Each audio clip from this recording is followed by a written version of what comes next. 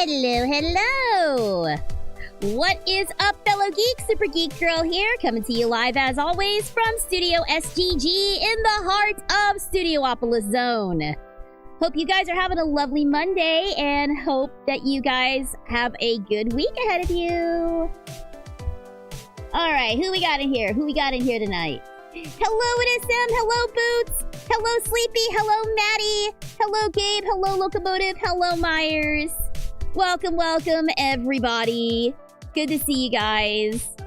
Glad you guys are here. So, before we get into date everything, I've made a discovery. Twitch finally let me change my username. Yeah! Welcome, welcome! Glad to see it. I might be making a slight change to the Super Geek Girl name myself, but very, very slight. Just like adding like VO at the end or something. I'm not sure yet. We'll see. We'll see what Twitch allows me to do with my username. But basically, I want to get rid of those ugly underscores under my name. But anyhow, as I was saying, I made a discovery. Two things actually. First, some of you may have seen the news. Sonic 4 officially in production. They have officially started filming. I love that Jeff Fowler posted a pic of him with Amy's hammer. So the man knows his audience. So very much looking forward to that. Looking forward to Kristen Bell as Amy. I don't know if we're going to be getting a trailer anytime soon. I would expect the earliest we'd get a trailer would be probably Summer Games Fest. But we'll see. We'll see. Or something in time for the 30th anniversary. Fingers crossed. But I'm very excited to see what's going to occur moving forward with that. Speaking of Sonic stuff, though. Oh, actually, speaking of Kristen Bell, I was just rewatching the Frozen movies. So I have some friends who are young parents. They have 2 young children. Guess what their children's favorite movie is? Yep, it's Frozen. Every single time that we're over there for dinner or D&D or whatever, it is always Frozen. There's always Frozen on the TV next to the dining room. They live in a special kind of hell. hopefully, once the kids get a little bit older, we can introduce them to some culture. With like some classic Cartoon Network stuff, but yeah, right now it's rough. Those kids are gonna need to learn to let it go.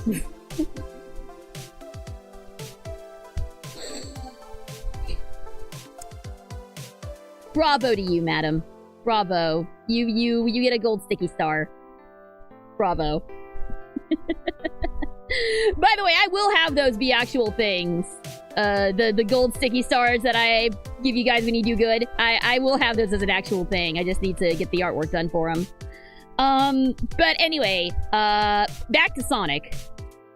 I was not aware of this, and I really shouldn't be surprised by this. With the Sonic DC crossover, Part 2 now being confirmed, imagine my surprise when I wandered into my, my Walmart today and saw this. Oh, that's massive. Hang on. They have a massive end cap of Sonic and DC merch. Look at that.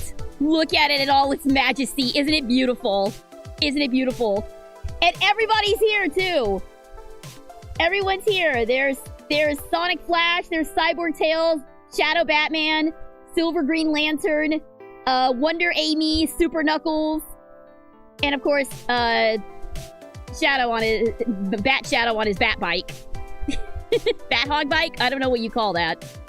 But yes, that was a fun little discovery. But what you didn't see down at the very, very, very, very bottom of the display, they have plushies, guys. They have little plushie guys of Flash, Sonic, and Batman, Shadow, and this guy who I couldn't not walk away with this. Look at him! Look at him! Okay, so several things about this.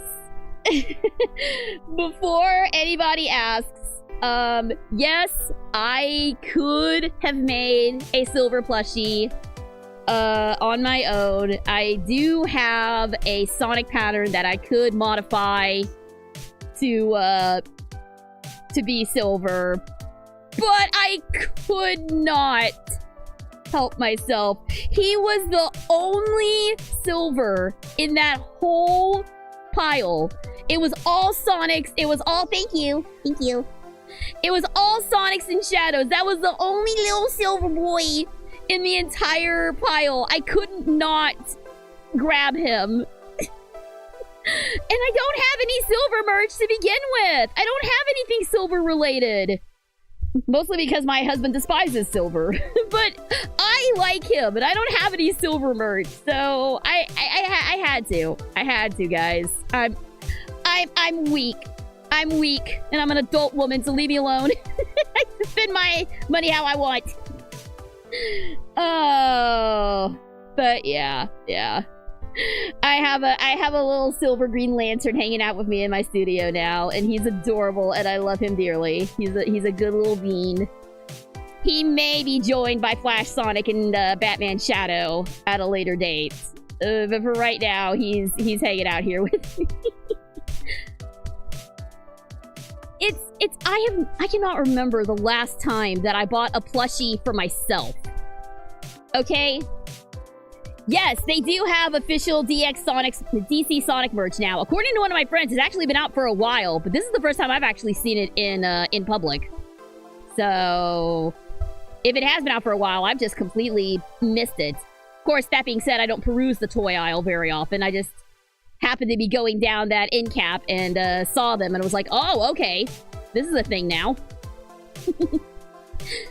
So yeah, like I was saying, I don't buy plushies anymore because I can make pretty much anything So the fact that I actually went and bought this, and will probably go back and get Sonic and Shadow as well, it's like, okay, I couldn't get all of the Hello Kitty Yu-Gi-Oh plush toys that I wanted, but God is my witness, I am going to get these ones. I am going to get these plushies. Even if it's just the 3 of them, I'm gonna get them. Though, funnily enough, a while ago, I actually went to, like, this secondhand used toy shop in, like, a kitschy little downtown area, and I actually found 2 of the Yu-Gi-Oh! Happy Meal toys that I was missing for sale, so I went ahead and grabbed them. What can I say? What can I say? I appreciate plushies that I cannot replicate myself. Cream and Supergirl is actually hilarious to me. Supergirl is a bit of a hothead, and last year's Superman, her only scene was her hungover. Oh my god, are you serious? Don't draw Cream hungover, guys. The artists out there, I'm begging you, please don't draw the little rabbit girl hungover. I know people are gonna do that. I know people are gonna make fun of that scene because they're a bunch of degenerates. But please leave her alone. Oh boy, I am very excited for DC Sonic Part 2 though. Yes, let's go. Blaze of Starfire, big as Aquaman is just the funniest thing in the world to me. I have my Alistair plushie from Hot Topic watching me while I use my laptop. Watching you and silently judging you. Though, of course, right now Silver is silently judging me as well. But he's too much of a cinnamon roll to be mean about it. I plan on buying a human Alistair from you to keep in my room somewhere. Please do! I actually really love his human form. I think the human forms of the characters in Season 2 were very, very well done. Like, I was actually considering on a whim to make a Penitus human version plushie, just because I love his design. I love me a little scrungly little steampunk boy. So I don't know. There may be some. Has-Been Hotel is very difficult. Pendleton, thank you. I kept wanting to say Percy for some reason. I know that's not correct, and I don't know where Percy came from, but he just looks like a Percy. He looks like a Percy to me. But no, his name is Pendleton. Yes, I would love to, if the opportunity came up, to make a Pendleton plushie. I'm actually falling a little bit behind on my plushie challenge as it is, so don't know if I'm going to be getting around to that anytime soon, but, you know, we'll see. We'll see. I was joking about Big being Aquaman. I didn't think they'd actually do it.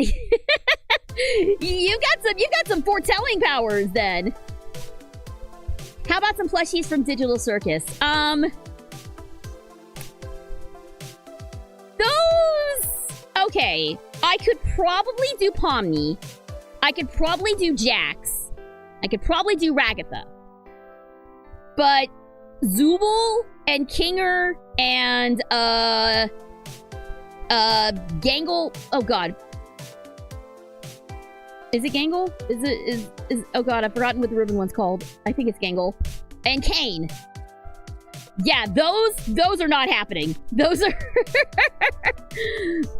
are some very strange and weird shapes that I don't know, because I have great difficulty thinking in 3D and creating patterns. That's the reason that I use patterns almost exclusively in my plushie work, because I have a hard time conceptualizing 3D stuff from a 2D pattern. It's a problem for me, so... But Pomni and Jax and Ragatha, I could probably make close approximations of. And Bubble. Yeah, I mean, Bubble is just a ball. But I can make a plush ball, that's fine. As far as Has-Been Hotel, I think there are some very interesting designs in Has-Been Hotel that I really like. Like, I like the character designs. Probably the one that I would have the most trouble with would be Angel Dust. Just because I don't know how to do a second set of arms on a plushie of those proportions. It's also the same reason why I haven't made a Ronnie plushie from Elden Ring. She has the same problem. She also has a second set of puppet arms that need to be dealt with. She also has there's also a lot of complications with a Randy plushie. So yeah. But yeah, I would say probably Angel Dust would be the most difficult one to plushify. All the others though. Well, let me back up. Valentina would be tough, and I'm not gonna ever make a plushie of him anyway, because he's the worst. Vox would also be difficult. Because of the square face and all the detail on the TV head.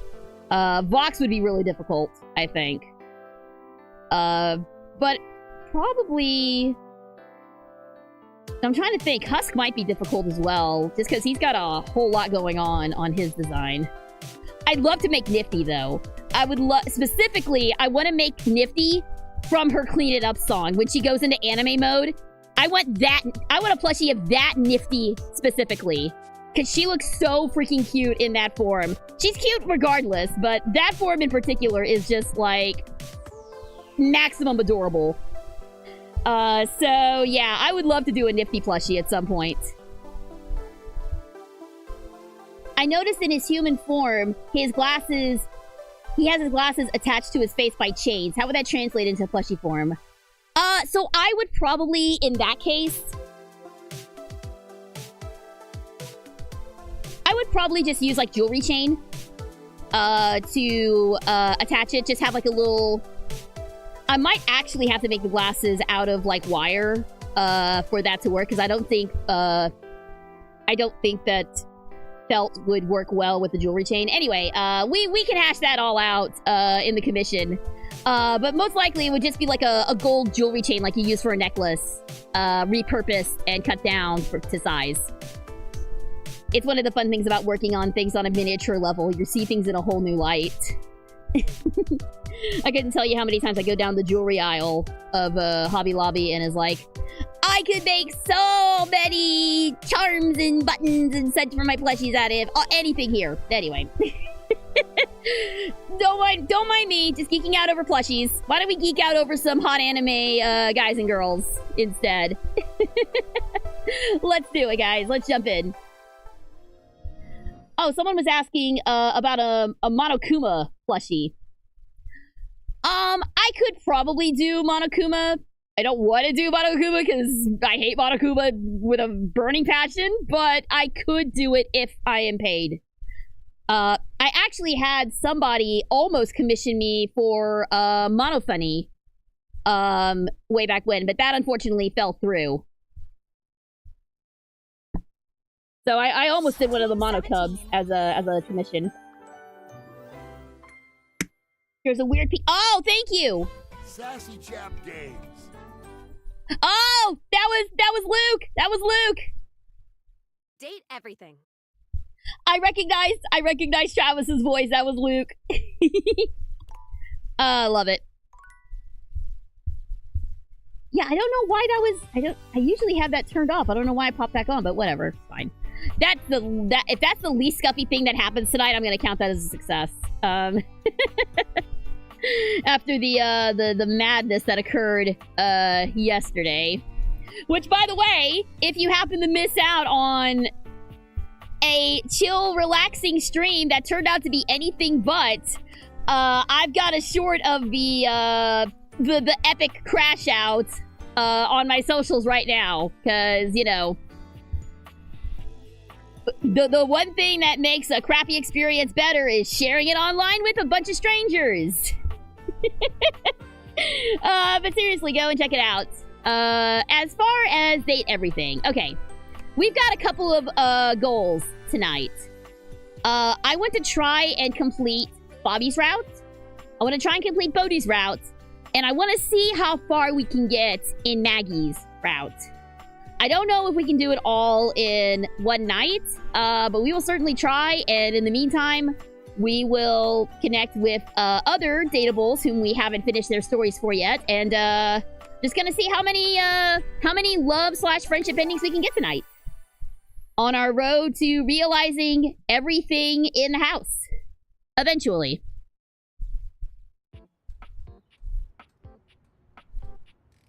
Okay, so I remember we kind of stopped, like... We stopped last time because we successfully romanced Timothy Timepiece, my cute little cat boy. I can't believe I like him now because of everything that happened. Let's see. Where do we want to start? I think... Okay, we are at 4 charges. And I see Bodhi right over there. So why don't we start with Bodhi and see what he's up to. And then we'll go and try to find Bobby. Vibe, baby. Hey, man, I'm just vibing. Yes, you are, sir. Hey, come on over here and test my vibe. Is he about to vibe check me? I don't want to be vibe checked right now. You doing all right, Bodhi? I am so good. I've been researching and checking out the house and generally vibing on all these new decades. Okay. So what are you doing in the dining room? Oh, you know, just vibing. He's like a toddler who has found a new word, and that word has now become his hyperfixation, and that's all he's gonna say now. Hey, am I using that right? I've been practicing a bunch of different uses and sentences and stuff, and I don't know. It sounds weird. Just don't worry, man. There's a lot of slang running around that I don't know. I still don't know what 6-7 means. Don't explain it to me. I don't care. You're getting it mostly. Whew. Okay. I've been chatting with Rainey. She's been playing some tunes. Oh, cool. I dig that you have a record player. Old school. I've been listening to some of your new music too. I like it. Well, most of it. All right, how many 80s hair metal power ballads are we about to get referenced now? What kind of music are you into? Oh, wow. There's so much stuff I like. Pop, punk, rap, R&B, rock, soul, even disco. But don't tell anybody. Dude, disco's awesome. What are you talking about? As an 80s guy, I'm supposed to be pretty strongly opposed to disco. Which is dumb, because disco is so cool.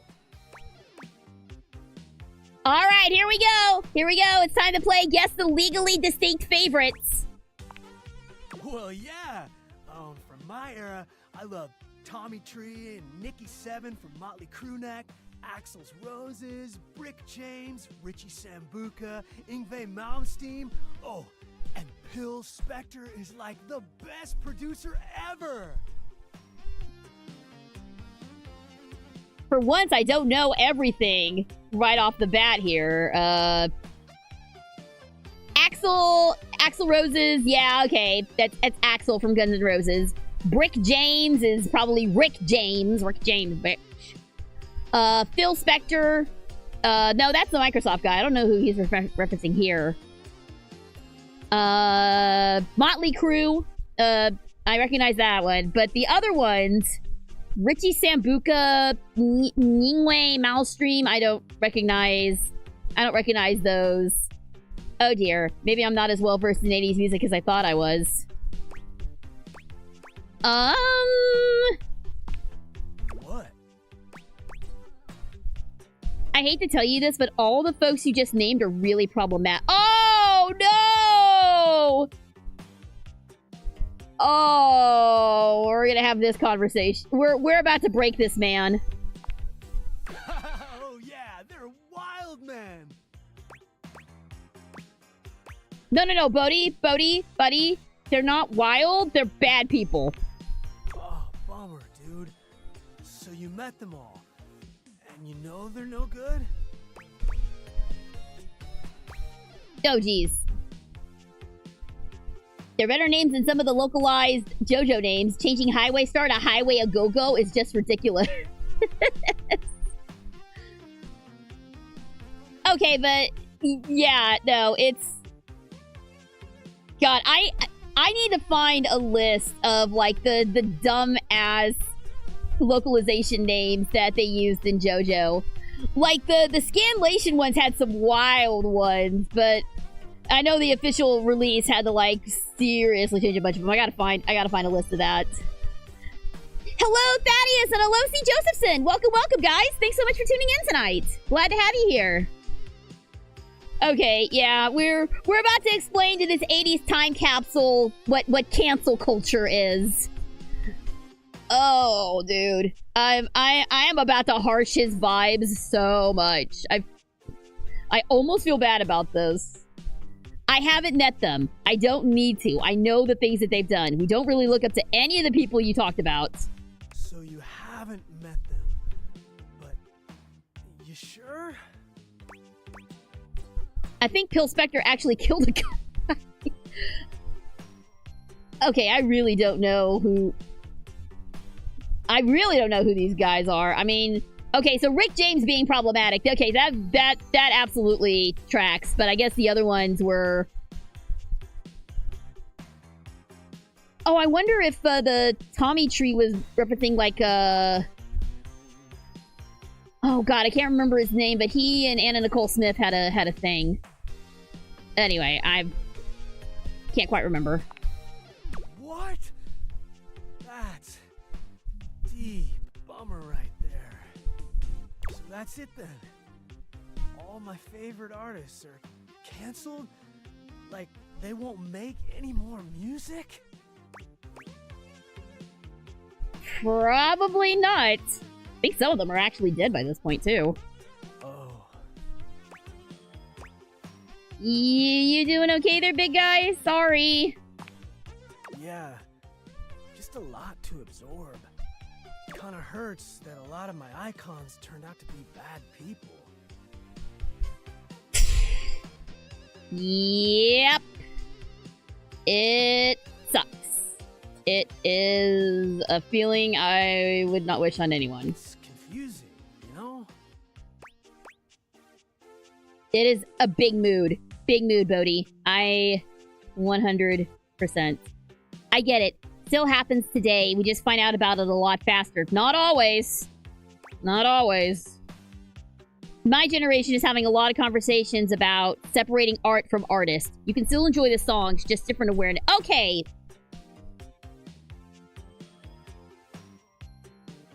I'm curious, and I may be opening up a can of worms here, but I'm gonna ask, what do you guys think of separating the art from the artist? Do you think is that something you can actually do? Can you yourself do it, and should you do it? I know I was not expecting to jump into such a heavy topic right away, but for me, I can't do it. I can't separate art from artist.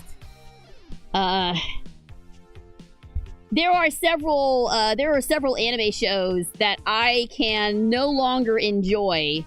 I'm going to avoid naming names and titles because I really don't want to get into those particular discussions right here. But I will say there are several anime shows that I used to really, really enjoy watching that I can't watch anymore. Because of the people involved and the things that they did having come to light. There's a lot of stuff that I can't enjoy anymore, and it's unfortunate, but I genuinely can't do it. Like, if you can do it, if you can separate art from artist, I guess more power to you, I suppose. I don't want to get into the show. I just said I don't want to get into the shows and the artists right now, so... Yeah. But... Yeah, I personally can't do it. I feel like those things that I used to enjoy are tainted. And it to a degree, it does depend on what the crime is. It is a very subjective thing. With Lovecraft and his racism, he's dead. He's not going to earn anything from us enjoying his work. But a certain British author I cannot separate because they use their money. I know who you're referring to, yes. And I refuse to support that franchise in any form or fashion. the only way I can personally separate art from the artist if said artist is no longer around. Okay, I see that. I can see that. I don't know. If they're... I will say, if the artist's estate is run by shitty people who still... who still, like, are problematic, then I'm less inclined to still support them. But yeah, I can understand. I can understand that because I'm the same way with Lovecraft. You guys know I love talking about Lovecraftian horror and lore and just the goofy stuff of it that all involves. We love making fun of Cthulhu and stuff here. But the man himself was a horribly racist guy. So yeah, it's a little tough. It's a little tough. It is easier if they are no longer around. I agree, but it is something that I struggle with. But anyway, I didn't mean to get like. I usually steer away from heavier topics, but I was genuinely curious what you guys thought. Richard Stanley's Color Out of Space I can still enjoy despite Stanley being an abuser because the production company Spectravision gets all the profits and donates their profits to organizations helping abuse survivors. Yes, okay. So that does help. When the other people involved rally together for a good cause, I can get behind that. It brings to mind and this one, okay, this show I will mention. Rurouni Kenshin. When the new Rurouni Kenshin anime came out, and it was revealed that the creator of Rurouni Kenshin is a horrible individual whose crimes I will not get into on stream because it genuinely makes me uncomfortable discussing it. I'm not sure if all of the VAs, but a vast majority of the cast who was involved in that show actually donated like a big portion of their earnings from that show to charity, as a way to kind of fight back. Say, hey, we don't condone what the creator of this show did, so we're gonna not profit from it. That's all right. That's all right. Like, if people band together and say, hey, yeah, we know this is crap, but we personally have chosen to not have anything to do with it and not profit from it, even though we are working on it. That's okay. I'm okay with that. I'm okay with supporting that. Because at that point, I'm not supporting the creator or the problematic person. I'm supporting everyone else who is standing up against the problematic individual. So, in my eyes, that's okay. Anyway, yeah, it's a interesting conversation. I didn't think that our goofy little dating game would get so serious tonight, but there you go. Thanks guys. Thanks for entertaining me in a somewhat serious conversation. If there was ever an argument for copyright termination and trademark termination for an IP, Watsuki, yeah. Yep, that's the one. That's the one. Also, hi Cadmos, welcome. Thanks for tuning in.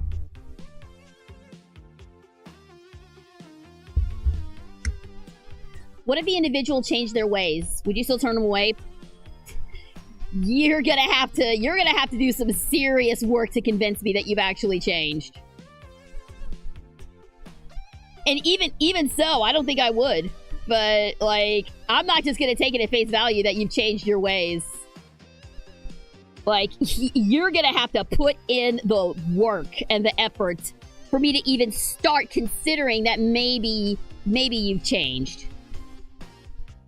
But 9 times out of 10, I find people who make big efforts to be like, oh look, I'm not a bad person anymore, I've changed my ways. It's all performative. They're all doing it for views, for attention, to stay relevant, to salvage what's left of their reputation. I don't believe them. I don't believe them. Maybe I'm just a jaded person. I don't know. Yeah, exactly. But this is getting a little too heavy, so let's move on. Let's move on. Sure. Well, sounds like the music industry had a lot of issues. But hey, at least my favorite actors, authors, sports stars, and comedians are okay. Oh, Bodhi. Bodhi, Bodhi, Bodhi, Bodhi, Bodhi, Bodhi. Oh, God. Here we go. Mel Gibson, HP Hovercraft, Orange Juice Simpson, and Drill Cosby.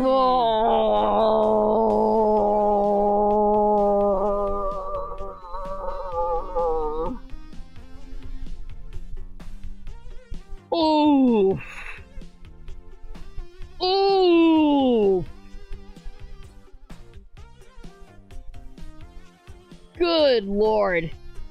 Yeah, they went there. They freaking went there. We were just talking about... Okay, admittedly, hovercraft instead of Lovecraft. That's cute, but yikes! Yikes! Uh-oh. What now? I'm out. Yeah, go. It's fine, Bodhi, buddy. Yeah, just... sometimes ignorance is bliss. Not here, though. Oh, God. I cannot believe that they brought up frickin' those people. Okay, Bobby. I believe Bobby is out. Hi, Dorian. Thank you. Thank you for that. I believe Bobby's downstairs. Lord have mercy.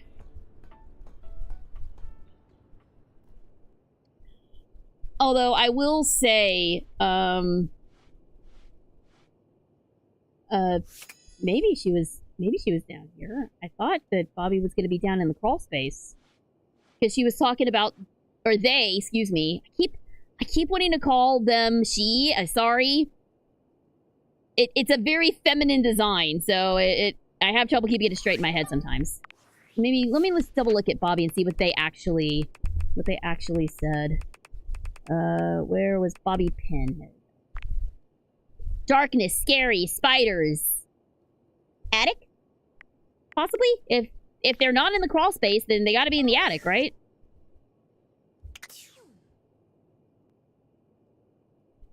By the way, I don't know if anybody has seen the new Naked Gun movie with Liam Neeson. If you haven't, go see it. It's really freaking funny. I absolutely loved it. But the original Naked Gun movies actually had O.J. Simpson as, like, the Leslie Nielsen's partner. He was a comedic actor at one time in those movies.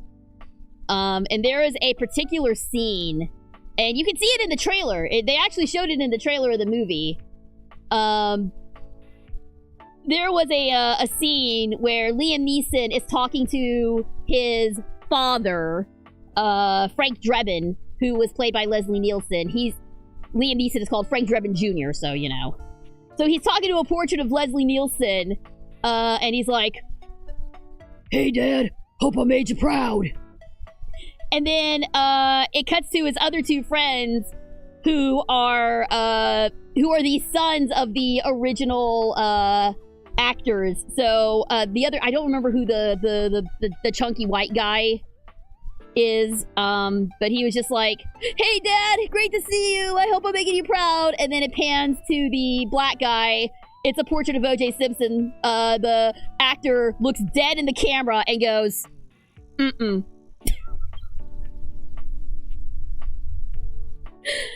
That... And I don't know if it's bad that I fell apart at that, but my God, that...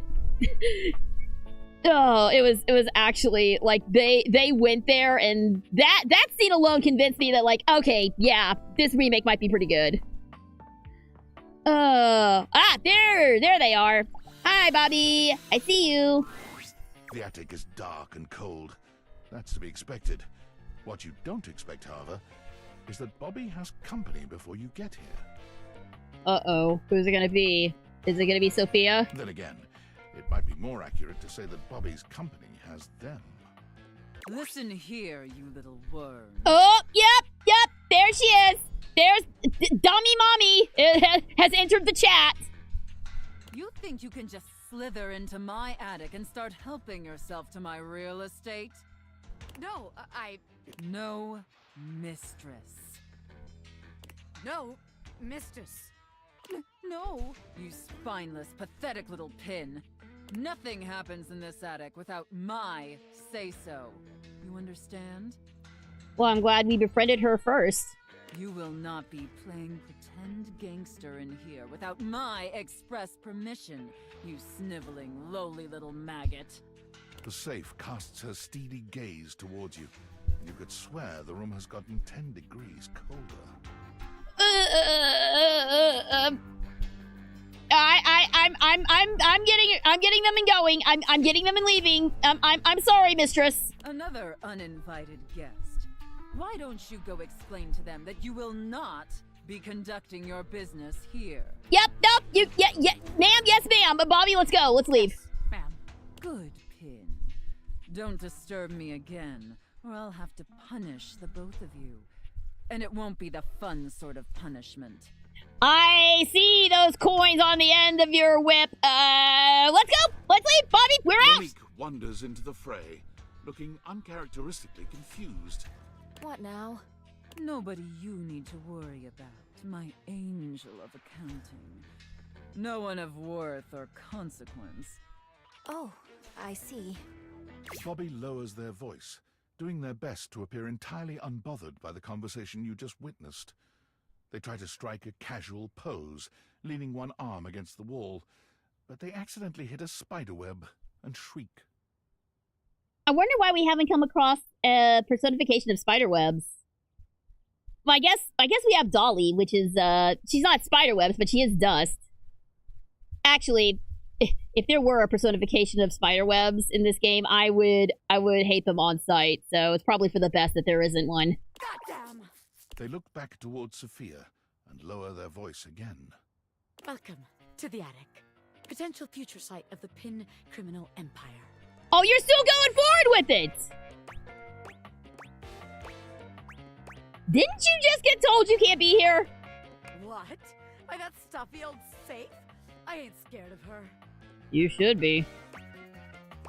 Are your teeth chattering? It's just cold up here, okay? I am not scared. But just to be sure, let's see how this scam strikes you. I call this one Scared Broke. So check it out. You bring our potential suckers up here to the attic. They think they're gonna have a meeting with me, the big boss.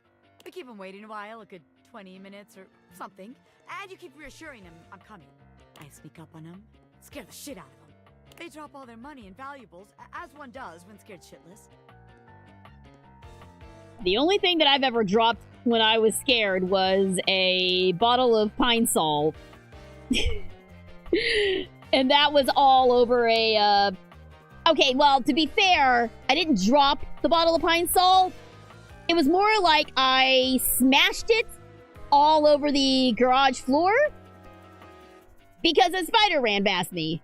And I grabbed the nearest solid object that I could find with which to whack it. And that particular bottle of pine sol was not as solid as I was led to believe. I spent the rest of the day cleaning the garage, but at least everything smelled lemony fresh afterwards. Yeah, I kind of have a tendency to overreact when it comes to bugs. It's fine. The only thing I drop when I'm scared is a bunch of swear words. Oh, yeah. I mean, that's a given. Anyone who's watched me during Spooky Month, the filter comes off immediately. We pick it all up and get rich. Repeat, repeat, repeat.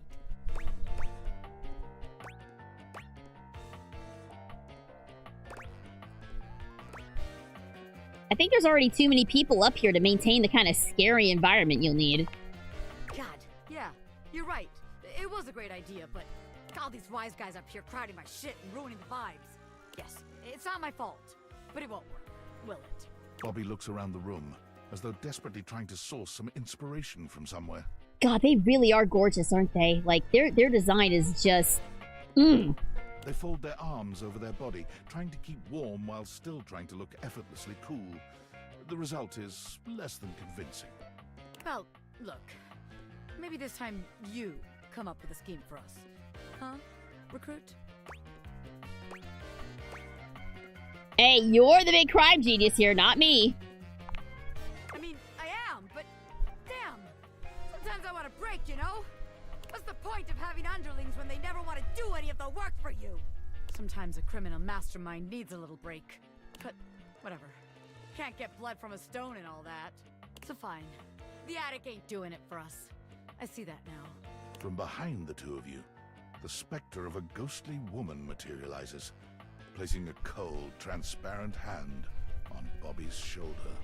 No! Zoe's just trying to make you feel better! Hello, friend! Bobby takes off running, without a second look back. They call over their shoulder after you as they flee.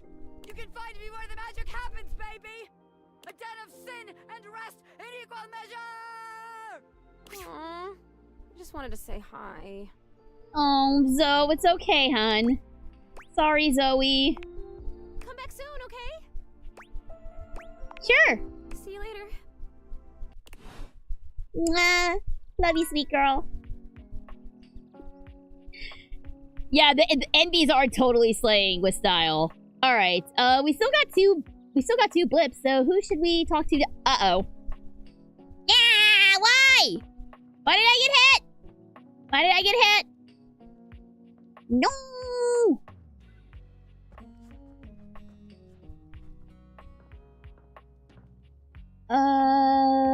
Let's see. Have I talked to Maggie yet today? I don't think I have. Let's talk to Maggie. I'm so glad to see you again. You look lovely.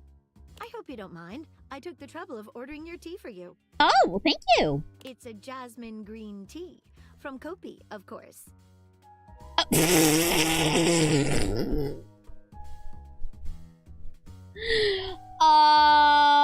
Well, I was gonna put my detective outfit on inside the box, but that didn't quite work the way it was supposed to.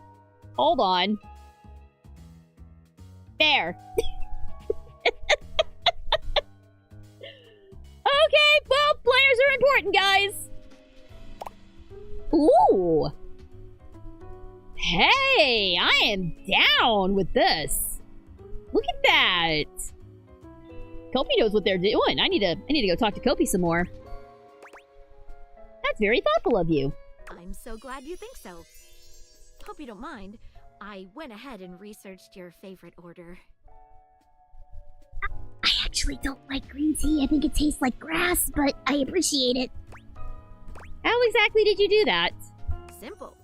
I just pulled your old MyFace site and sorted through the archive posts until I found one where you listed a few teas you enjoyed. Then, I cross-referenced that with photos of you drinking various warm drinks and did some basic image enhancement on them to determine which exact brand appeared most regularly. All right. Well, she's nothing if not thorough.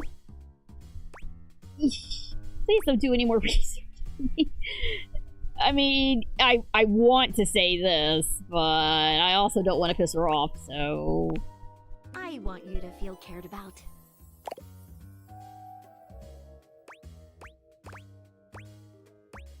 I might have made a mistake having a date with a detective like this. It's fun to be here with you, I have to say. No matter how you found out about my order, at least the thought was nice. Take an Everclear shot each time SG's avatar used the box. Since last Monday? No! You're gonna get annihilated! Don't do that! Or at the very least, don't do it with Everclear. Everclear will destroy you. I don't drink, and I know that Everclear will destroy you. Oh boy, God, it's like that. It's like that one.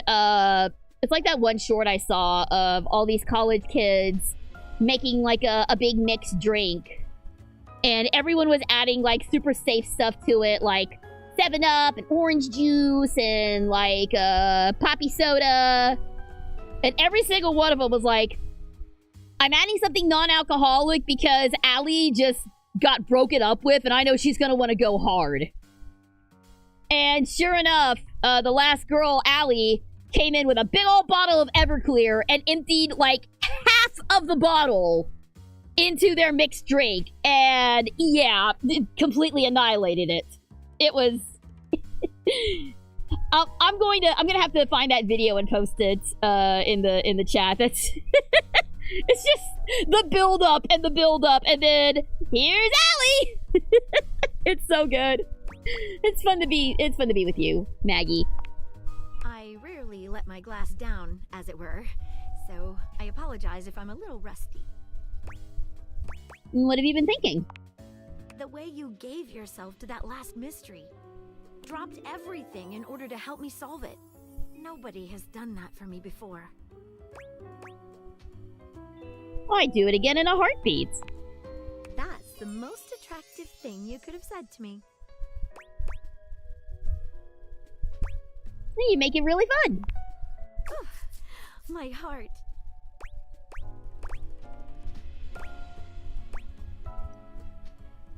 Oh, I think we might get the, we might not solve the mystery. Maybe we just get straight to the love. Jeez. What's it saying? Maggie takes your hand in hers, holding it over her chest. It's a kettle girl. She's a magnifying glass! She's not a kettle! She's a magnifying glass! She's a detective! Look at her! That's not a pot lid! There's a magnifying glass! Put your hand just here, below my lens. Do you feel how it's racing? Whoa, Maggie, honey. It's speeding right out of your chest. Well, good thing I'm already in the box. Nothing's gonna stop me from doing this. Wait, before we start this, there's something that's been bothering me. Oh? Did I do... What is it? I hope you won't laugh, but it's another case. Of course. The case. The case interrupts the romance. I've read this particular Ace Attorney fanfic. I know how this goes. Tell me all about it. It has recently come to my attention that there is a counterfeit object in the house. What? Rumors have been circulating about it for a while. Counterfeit item?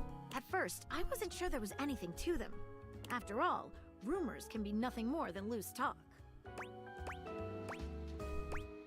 Behind rumors might be a grain of truth. A once great detective said. Exactly correct. The only problem is, the rumors are coming from all over the place, and I can't make heads or tails of where they came from. She's a Bunsen burner with a white coat. She has science. Well, I mean, there is a science to solving mysteries, so you're not entirely wrong. What do you suggest? Well, I'd say we could bring in some witnesses. The science of deduction, yes. Order and method, Miss Lemon. This is the way we solve a mystery, no? Oh god, I'm putting on the Poirot. Uh-oh. Switch it over to British. I say, capital idea. I should say so. Okay, so I've heard whisperings from Lux, Hoove, and Wallace. Lux, Hoove, and... Oh my god, we haven't talked to Wallace in like forever. Sounds good. Who should we talk to first? Let's ask Wallace what he's heard. Alright, when you get in touch, I'll meet you there. I can't do a Belgian accent. Yeah. Belgian, not French. Well, since we're over here... Can we talk to... Oh, excuse me, Gaia. Can we talk to Shadow Lord in the darkness? Welcome back, my dark ally. Yeah, there he is. Hello, my Toonie B.O. buddy. Come, let the next trial commence. All right, what are we talking about this time? Words will be exchanged less than usual. Uh-huh. We'll be exchanging letters instead. We're gonna be pen pals with the Dark Lord, you guys! We're gonna be pen pals with the Dark Lord! And that, okay, that's an anime title. That's an anime title for you right there. I became pen pals with the Dark Lord. Coming soon to Crunchyroll. Oh, that's good. That's good. Pen pals with Satan. He's not Satan. He's Shadow Lord. He's a wannabe devil. It's fine. We can be pen pals with this one. Letters? Back before the Great Cataclysm, my comrades and I would partake in spirit shackling. Sorry, I was trying to delay an ad. Several nights. Others, we simply gave up counting. Are you prepared to begin? I am prepared, Lord of Darkness. Let the game of shadows begin. The Shadow Games have begun. Are we about to Yu-Gi-Oh it? We about to bust out some cards? I present to you the following. He holds a sheet of notebook paper up to you. It contains Oh my a God, macabre it's illustration Hangman! of a dead person and a few mysterious lines. It's just Hangman. It's just freaking Hangman. Look at this! Look at dumbass! Oh, God. This guy is so Teenage Edgelord, it hurts. Blank, blank, blank, blank, blank, blank. Whatever, I'm great at Wheel of Fortune. I can do this. Guess. Is this Hangman? This is the Hanged Man. I'm sorry. Are we playing Hangman or are we doing Persona? No. You know what this is? You know what this is? XXX Shadowlord 420 XXX is our Hangman Arcana for this game. That's what it is. Okay, this makes a lot more sense now. Now, choose your letter. Now this would be an anime title. After I was banished from the party of heroes, I got friend-zoned by the villainous in another world. You know what? I would not be surprised if that was a real anime. It's got to be Shadow. It's got to be. But let's humor him. Let's humor him. A. There is an A. Now, choose your letter. Get all the vowels. This is how you play. This is how you play. There is an O. Now, choose your letter. This is dumb. This is so dumb. R-S-T-L-N-E. Go with S. There is an S. Now, choose your letter. D. There's a D. Choose your letter. He's so excited about it. That's what I love. That's what I love. There is a W. Now, choose your letter. I summoned Blackwing, full armor master, in attack position. Is that an actual card? Is that an actual Yu-Gi-Oh card? The answer is Shadow. Nailed it!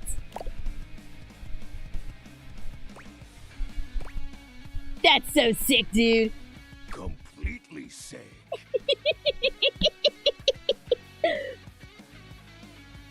I love this guy. He's great. He's so dumb. Your turn. Shadow Lord's skull doesn't really have much in the way of expression, but he seems a bit smug. One black. Oh no! Oh no! I've summoned the Yu-Gi-Oh nerds. Oh no! Oh dear! This is not what I intended. Excuse me. The Yu-Gi-Oh geeks. I've summoned the Yu-Gi-Oh geeks in attack position.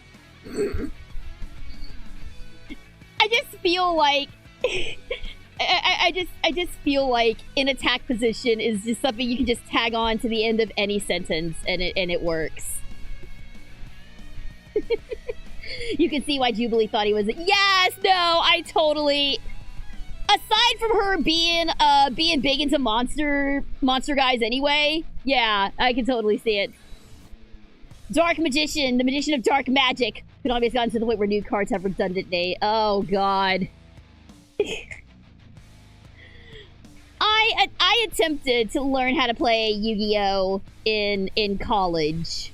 But to be perfectly honest, it was so I could get to know a boy better. That's the only reason that I bothered learning how to play Yu-Gi-Oh! And that was like back in college. That was a lifetime ago. So yeah, I know very little about the game, and I don't know any of the new rules, the like freaking fusion ha cards or whatever they're called. I don't know none about that. I'll have you know that among my dark cabal, I was the leading player. Think to yourself, what is your mysterious text? Date theaters, darkness, this sucks, you're cute. Either one of these is gonna get me in trouble. Darkness, imprisoning me, all that I see. 8 letters, my favorite. Why, you ask? Isn't it obvious? 8 is the infinity symbol, but sideways. Very cool. He's such a dork! He's such a dork! I love him so much! He's adorable! It's obviously darkness. You got it in one! Good job. I appreciate you staying relevant to our practices, Penumbra. Ah, that was entertaining. He just wants somebody to play hangman with, guys. He just wants to play word games and Yu-Gi-Oh with us. How can you not love this man? It's been eons since I've played the Hanged Man.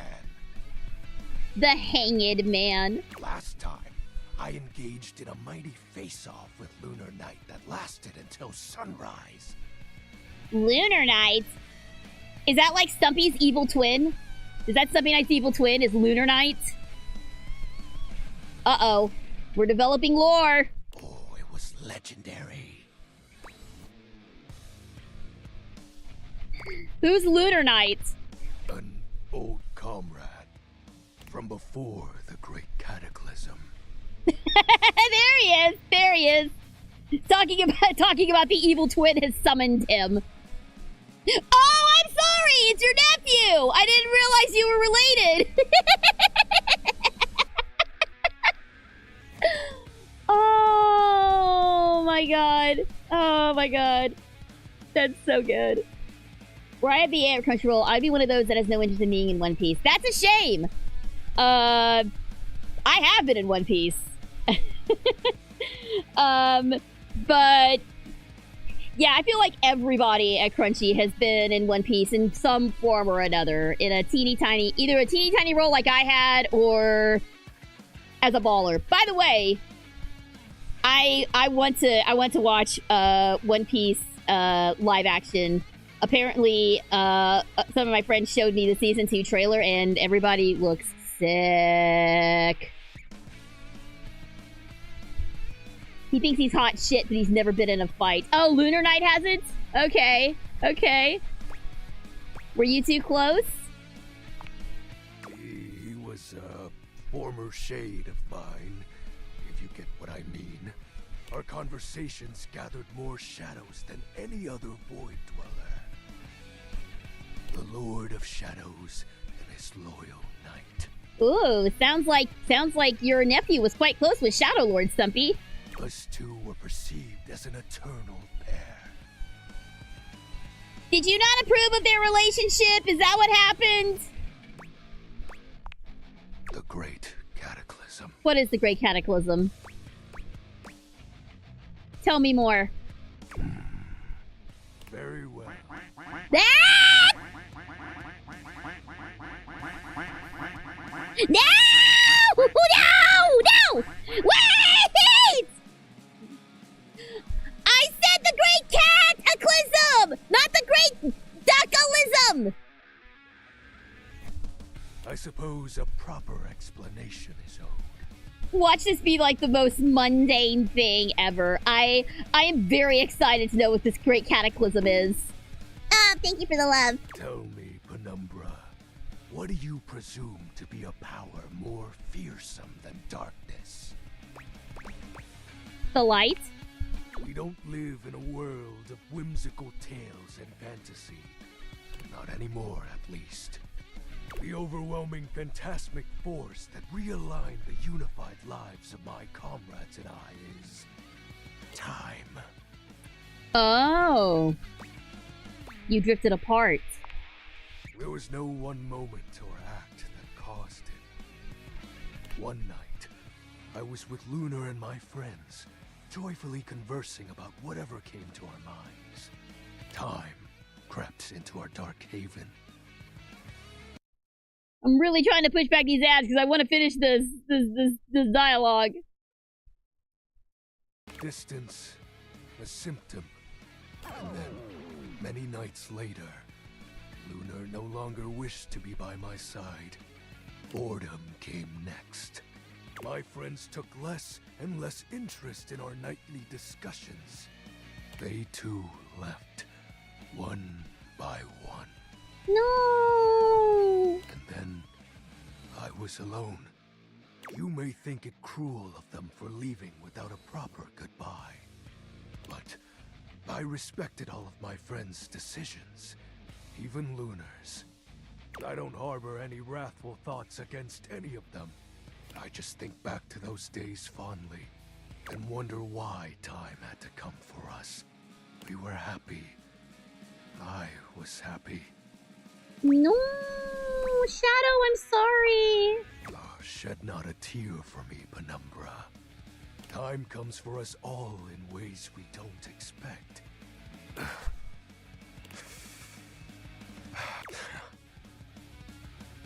Was he being Norma, emotion? celebrate triumphantly and obtaining another armament. That'll be all for today, Penumbra. Oh, he got another of his armaments. Okay. Thank you for listening to my tale. Goodbye, Shadow Lord. We love you. We love you, you dumb edgelord. You're great. I'm sorry that all your friends got bored and left you. That's a crappy feeling that no one should have to experience. Night night. Okay. Oh! Oh? Oh!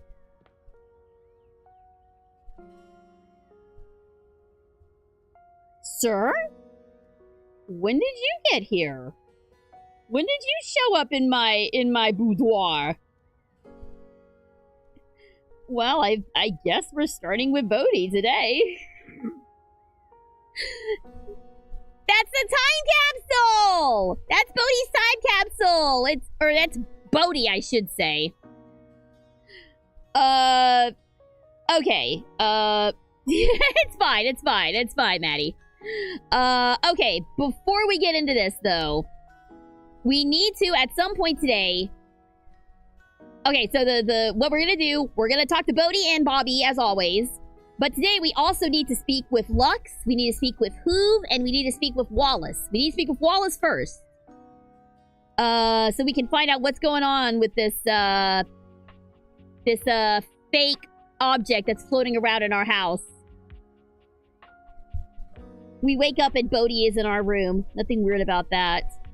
No, nothing weird about that at all. Nothing weird about that at all. I mean, heck, yeah, the ones that kind of move around the house do kind of worry me slightly. Like the pin, Bobby I can understand, because they're a tiny little bitty pin. They can float around the house at will. Like, you find bobby pins in the most randomest of places. Or for me, it's hair ties. I don't use bobby pins in my hair. I have a sensitive scalp. But I use hair ties. This, however, is a little more inconspicuous. I just see him rolling around the house like in Paper Mario when you turn into a tube. I just imagine him doing that, just going like whoop, whoop, whoop, whoop, whoop, whoop, whoop.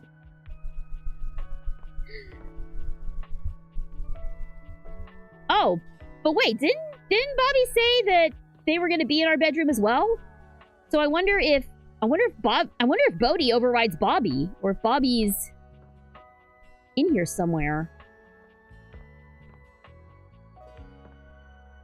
They're not on the glitchy dresser, are they? No, they're not.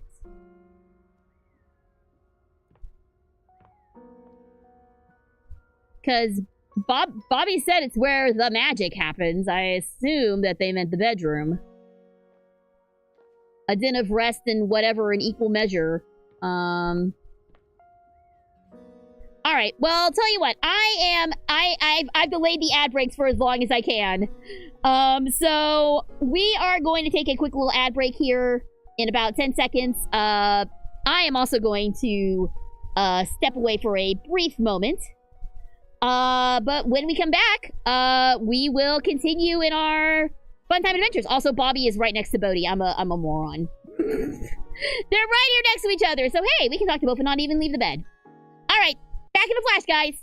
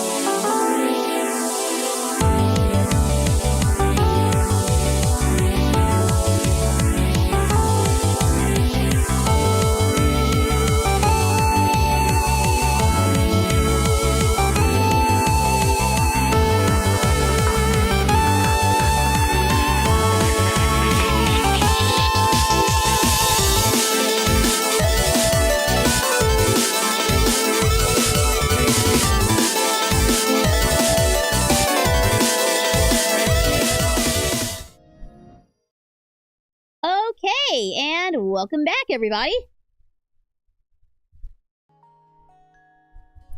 Alright, so let's go ahead and start with Bobby, since Bobby's here. Get them out of our room. As soon as you chance upon Bobby's newest location, you find Betty already speaking with them. Oh. Hello, Betty. Bobby, is that you? You know me? Little Bobby Pin. Look at you now. You've changed so much. I can see why she got her own body pillow. Well, yeah. I'm not a little pin anymore, you know? No, you certainly aren't. You've really come into your own, haven't you? Why do you have to say it like that? I'm a grown pin! And beyond that, I'm a goddamn gangster! Oh, you certainly are. Look at you. She pinches Bobby's cheek, which really seems to upset Oh, no. How can you be mad at Betty? Hey! Stop that! Your family has been worried sick about you, you know. You should stop into the bathroom and see them before you go. Their family? I will! Wait. You know my family? Of course I do. They come through here all the time, you know, talking about their sweet Bobby. I knew you when you were just a little thing. One pin among many. Even then you were special. Aww. Gangsters don't have feelings. But if I did, I'd be real touched. Bobby's gaze falls upon you. Alright, that's enough reminiscing. I got business to run. I'll just bet you do. Take care, sweetheart. Bye, Betty. Love you. Yeah, you too. Bobby sits at the edge of the bed, looking unusually thoughtful. They pat the spot next to them, inviting you to take a seat. There you are, rookie. Have a seat. You okay, Bobby? Yeah, I'm alright. Just weird being back here so close to where I grew up. You know, I haven't been back to see my family since I got sucked up by Hoove. I will. I just haven't gotten up the courage yet. Would it help if I came with you? That's real nice of you to offer, but I gotta do it on my own. It's not about, like, who I am, you know what I mean? My family's always been real accepting. I think they knew I was meant for more than being another one of the crowd in there. Oh my gosh. Look at this. Look at how stern and perfect and 1950s they are. And then there's Bobby, the rebel, without a cause. Oh my god, this is so 1950s it hurts, man. That's the problem too. They're so accepting. If I come home and I haven't made shit of myself, they're all gonna pat me on the back and ruffle my hair. They're gonna say, "Oh, our sweet baby Bobby, our angel, you're perfect just the way you are." Why is that bad? That sounds awesome! You know how many people would kill to have accepting parents like that? Like, that's dope! What is the problem here? Yeah, exactly, I don't see the problem. That's a bad thing? Yeah, it is. It feels like failing. I spend all this time away from my family. If I come home and I haven't made anything of myself, I don't know. As sweet as they are, it just kind of hurts worse, you know? It'd be easier if they were nightmares. If they just yelled at me and let me be angry. Knowing they'd be happy no matter what I do. I don't know. Am I making any sense here?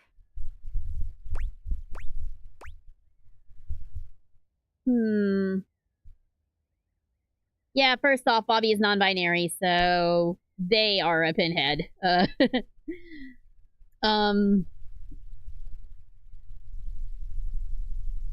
I mean, honestly, as much as I would like to empathize with Bobby, I kind of don't on this one.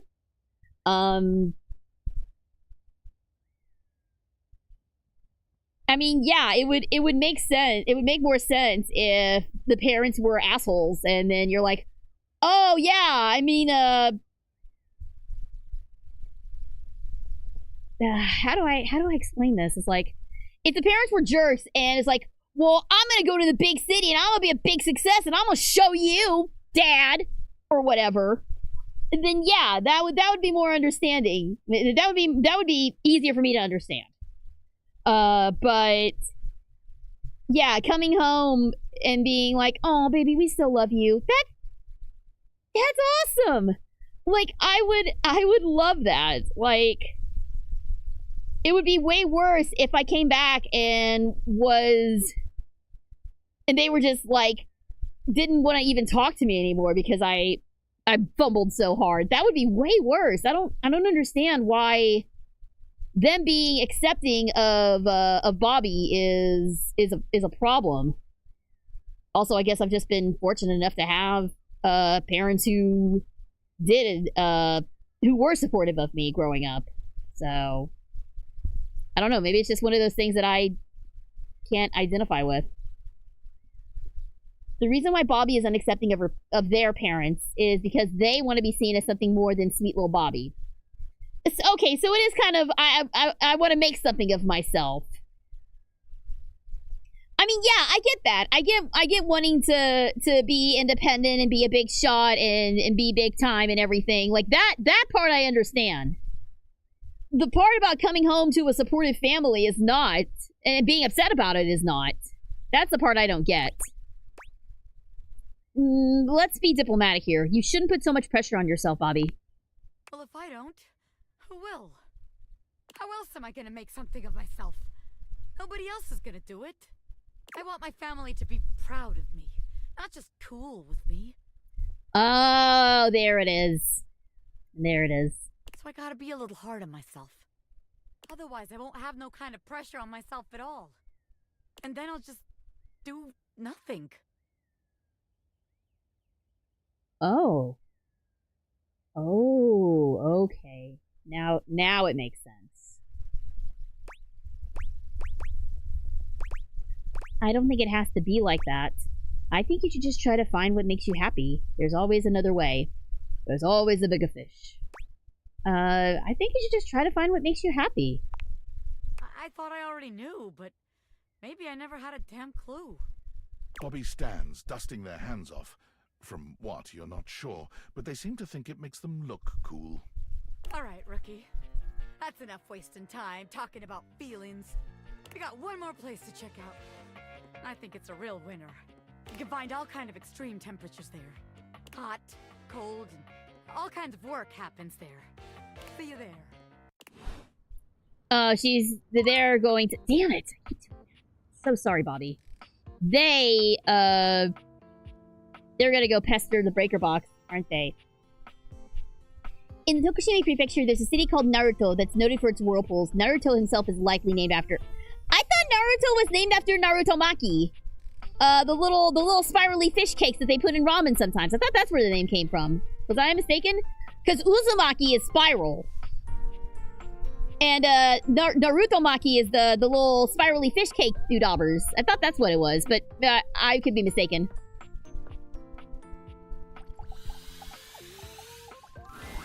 Hey, compadre. Hi, Bodhi. It's not weird that you were just sitting on my bed. Both of you, by the way.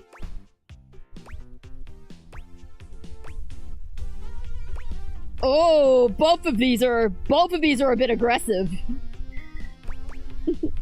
Whoa. Is that bedroom Bodhi I see? Yeah, bedroom Bodhi. I sound like a superhero. It's peaceful in here. Bodhi looks off into the distance somewhere. He's clearly not his usual chipper self. Uh-oh. Wow, lots of big feelings going on in the bedroom today. You seem lost in thought. I've been thinking a lot, my dude. About a lot of stuff. Okay, it's like this. Nostalgia is a powerful thing, right? You for sure don't think while something is happening, whoa, I'm gonna miss this. I mean, sure, you might realize it's good, but you don't always realize that it's also finite. It's gonna end. Every moment ends. Ooh, we are getting big feelings, big existential today. It might be kind of a big thing to grasp the meaning of the era you live in, or the impact it might have on the world and your soul. I should know, amigo. I'm the 80s, and just look at me. Sure, people remember me fondly because of the style, music, media of the times, but I don't know. Are they remembering the real me? Or are they remembering and longing for who they were then? Think about it. Reaganomics, the hole in the ozone layer, Exxon Valdez, the Challenger, Chernobyl. Oh, they're pulling out the real world stuff now. The Iran-Contra affair, AIDS, for God's sake. Oh wow. Okay, now we're pulling out. They're not trying to be cute about these. They're pulling out the real world issues. Holy crap. That's all me. That stuff was a pretty big downer. Definitely doesn't sound like stuff to miss. I'm just feeling like maybe I wasn't as great as I thought I was. Oh, Bodhi.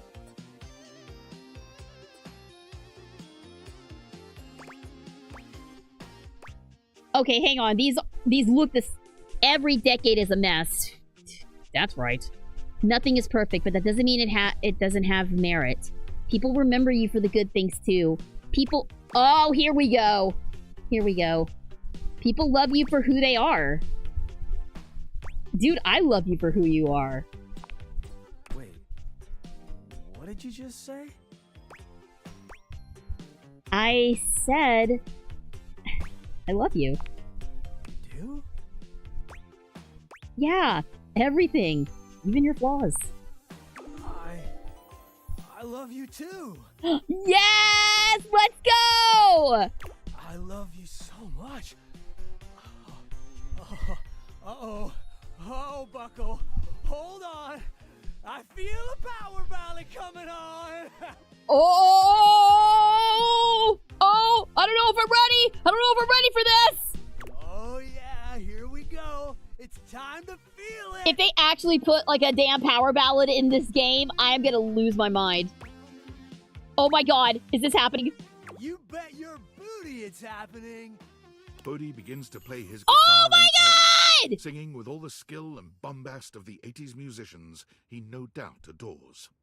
Oh, we are about to get a musical number. Are we about to get a musical number? Oh my god.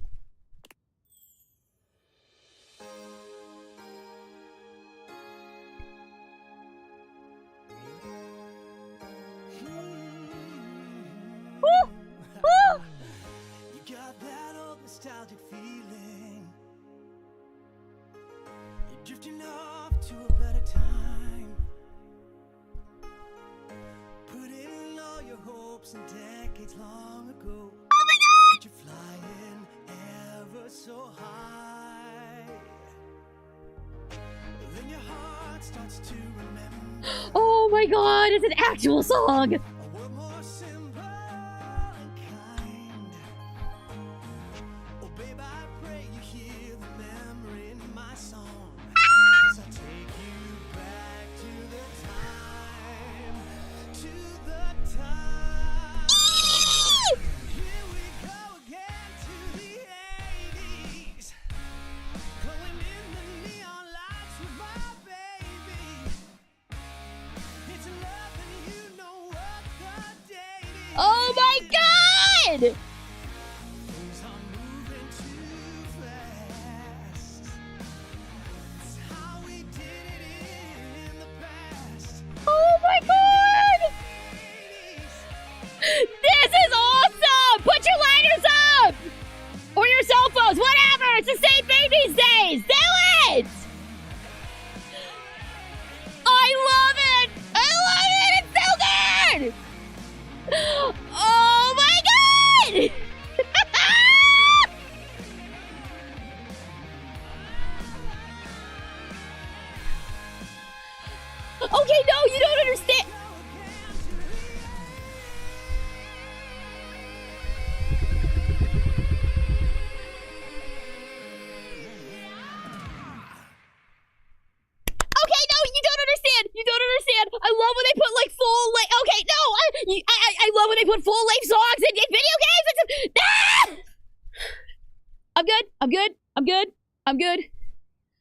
good? We're fine?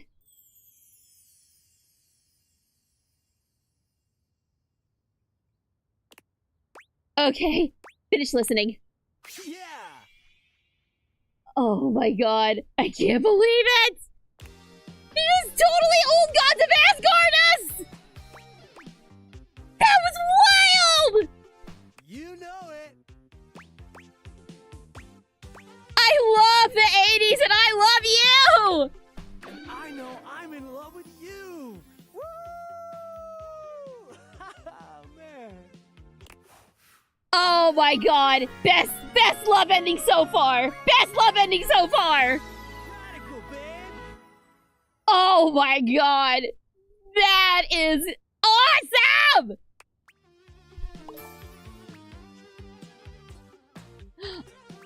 Okay, no, I need to, okay, yes, fine, whatever.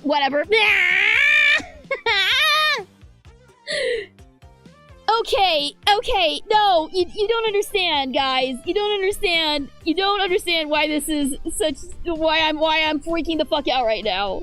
Okay, so, yes, one, I am an 80s kid. To have a love power ballad about me, even in like a fictional setting, is wild. First of all. Secondly, holy shit, his singer is so good. Who? Remind. Who are you? Who are you? I'm so sorry, I can't remember your name. Where you at? Where you at, boy? Where you at, dude? Stephen Booth. Sir! I salute you! If my model could salute, I would salute you. Danny Sexbang himself couldn't have done it better. Okay, several things. One of my favorite singers is Dan Avedon, aka Danny Sexbang, aka Danny from Game Grumps. And he does a lot of covers of like these songs from the 70s and the 80s. And I love him to bits. I love him to bits. He is far and away one of my favorite singers. And I mentioned before, shut up with the cat brain! Let me talk! He's one of my favorite singers, and he even looks like Danny, for starters, so I was immediately all over this. But one of my all-time favorite video game moments, hands down, was in Alan Wake 2. I was watching my husband play through Alan Wake 2, and out of goddamn nowhere, they stuck an entire musical power ballad musical number in the middle of the game that your character then had to walk through as they were singing, fight guys on beat with everybody, and it was the wildest sequence I've ever seen in a video game. And that's what this kind of reminded me of. It kind of reminded me of Alan Wake 2 and the Old Gods of Asgard. That's the band from Alan Wake 2, the Old Gods of Asgard, which, by the way, they're actually a real band called Poets of the Fall. I don't know who's heard of Poets of the Fall, but that's who Old Gods of Asgard is. They actually got Poets of the Fall to play a fictional band in that game, and they rock so goddamn hard.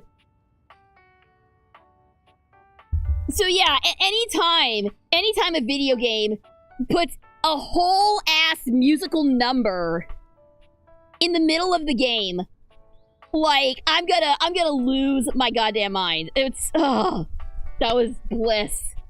That was total bliss for me. That was total bliss, man. That was the best it's ever been. Oh my god, I love this game so much. I love this game so much, guys. Y'all don't even know. I'm putting that. I'm gonna find that song and I'm gonna put it on my phone for the rest of my life. All right, Wallace. We need to talk to Wallace. So let's talk to Wallace.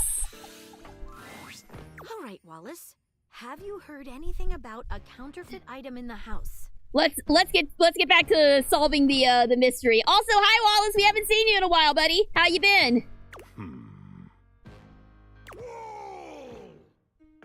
Thank you, Wallace. You can go. She sounds so disappointed! I should have known. It was worth a try. Back to it then. Yep, that went about as well as I expected. That was about what I expected. Take care, Cadmus. Thanks for tuning in. We're on a case? Yes, we are. So I was distracted by the musical number, but yes. We are investigating reports of a counterfeit item in the house somewhere. And we're trying to figure out who the culprit is. Okay, so Bodhi is just permanently here now, I guess. All right. Bodhi, I love you! Thanks for coming back. The case continues. Okay, who should we talk to next? I don't really want to talk to Lux, but let's just go ahead and get him out of the way. All right, when you get in touch, I'll meet you there.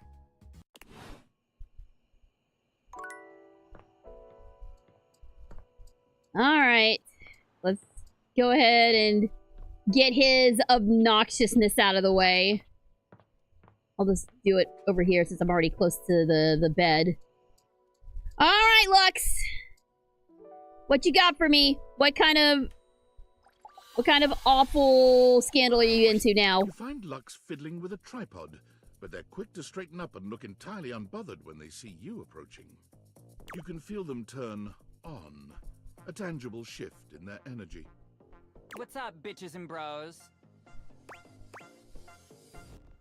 Hey, Lux. Just wondering if you knew anything about a counterfeit item in the house. Oh my god, seriously? I love that you're even asking me. Ugh, insufferable, this one. I am so flattered. Let me just, like, hashtag gratitude that right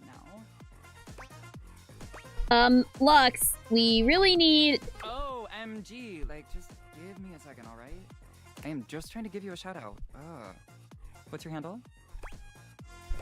Lux, I've told you my handle like 45 times now. Super Geek Girl! I forgot it! What do you even want from me?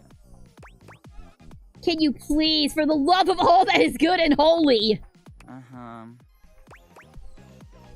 Tell us what you've heard about a counterfeit item being in house. Come on.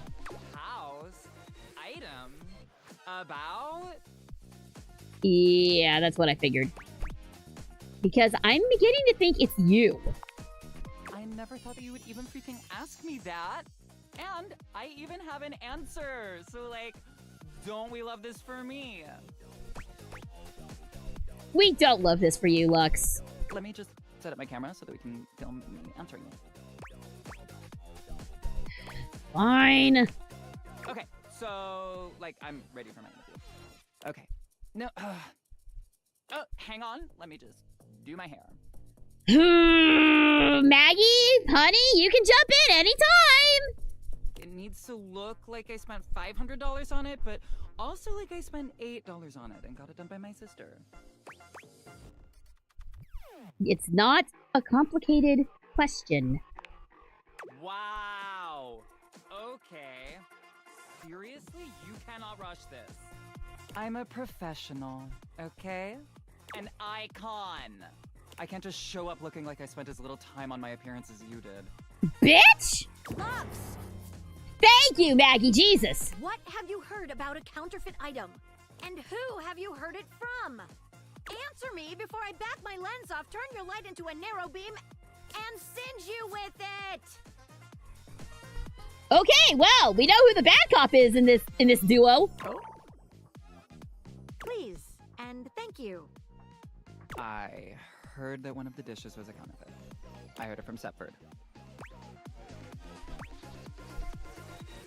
Maggie, that was the hottest thing I've ever seen, ma'am. Thank you. Lux, get out of here. You leave Lux for now, and continue the case at Maggie's usual meeting place. God, dealing with that prima donna little bitch tires me out. Good night. Face plant onto the bed. Face plant onto Betty. I'm sure she'd like that. Okay. So first off, let's check in with Maggie, because we need to talk to her before we talk to Hoove. Get this investigation bright and early. Thanks for coming back. The case continues. Okay, who should we talk to next? Let's talk to Hoove. Or, actually, no, we probably need to talk to Stepford. Let's bring in Stepford for questioning. You have a chat with him. All right, when you get in touch, I'll meet you there. Oh, that's right. We gotta talk to Stepford first. Ugh. Okay, No, I don't want to go to the main menu. No. I'm trying to find where Bobby said they would be next. Oh, yeah, Breaker Box. Thanks, Maggie. I despise Lux because of how they ruined my G&G campaign. Oh, luckily, I was cool and I had Dasha on mine. I'm almost scared to ask how Lux hijacks it. All right. Oh, I guess it's not the breaker box. Oh, I bet it's the water closet in the office. I bet that's where she is.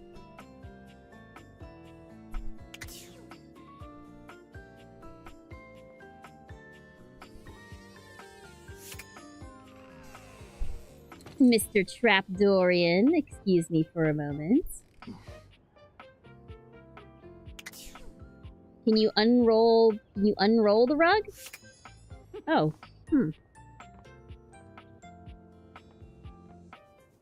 Okay. Maybe I was mistaken. Did I not read that entry correctly? Oh geez. Never mind that. Never mind that. That's fine. Don't worry about that. You can find all kinds of extreme temperatures there. Hot, cold, and all kinds of work happens there. Okay. Well, it's not the water. It's not the water here. Bobby is at the door you can't open in the kitchen. The small door. There's a small door in the kitchen?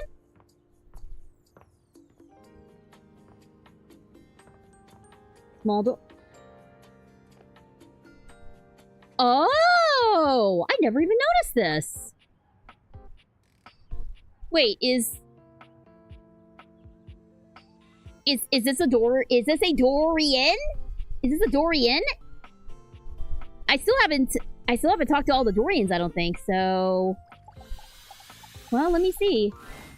Looking at the tiny... standing before you, it's hard not to wonder if perhaps the date gators have glitched. But a quick inspection... No! Wait a minute! Wait!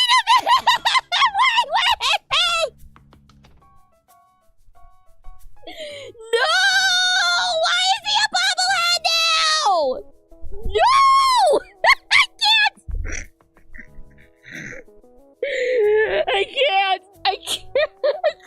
I can't look at him right now. It really is Peter Dinklage. Oh no. Dorian, what the hell, dude? What are you looking at? Oh no, even his voice is like... You're so small, Dorian! I am slightly smaller than the rest. Okay, no, his freaking... His voice hasn't changed at all. I don't know if this is perfect or if they should have pitched him up. No big deal. I'm still a door, not a cabinet, not a hatch.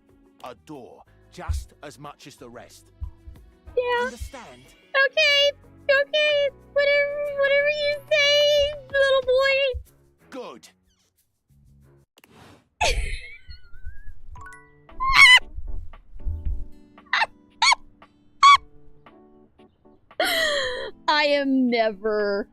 I'm never not gonna be over Tiny Dory.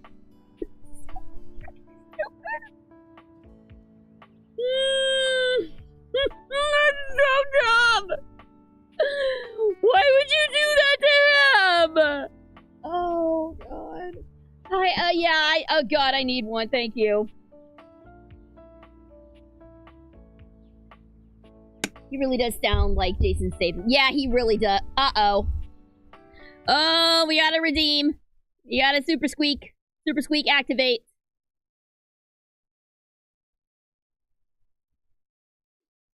I get it. I get it.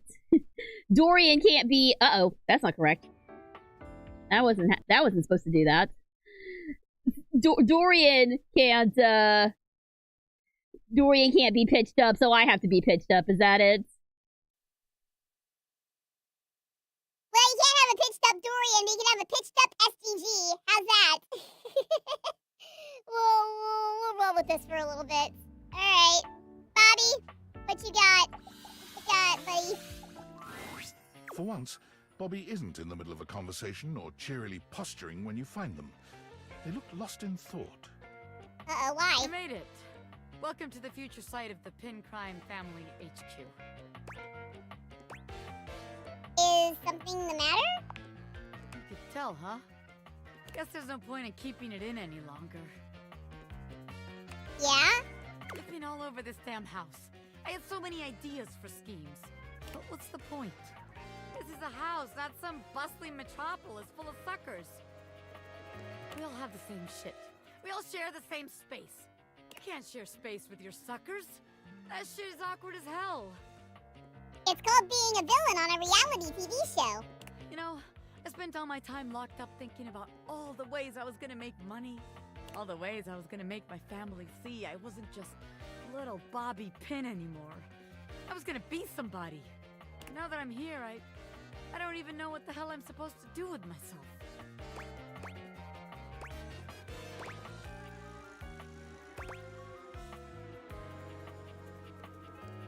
Well, I bet you can't unlock that door. Bobby follows your gaze to the door where you keep your iron. You're on! Watch the master at work, rookie. Bobby sets to work at the lock, closing their eyes and holding one hand before their back. Wait, actually, I can do you one better. They contort themselves into all sorts of knots, closing their eyes and twisting themselves into the keyhole without the use of their hands at all. Okay, that's gotta be really freaky to watch. Damn it! They're a master contortionist. It's a sight so bizarre, you wonder if perhaps you ought to have taken off the date viators. A bobby pin fitting into a keyhole would have been far less disturbing to witness. What's all this then? Uh-oh.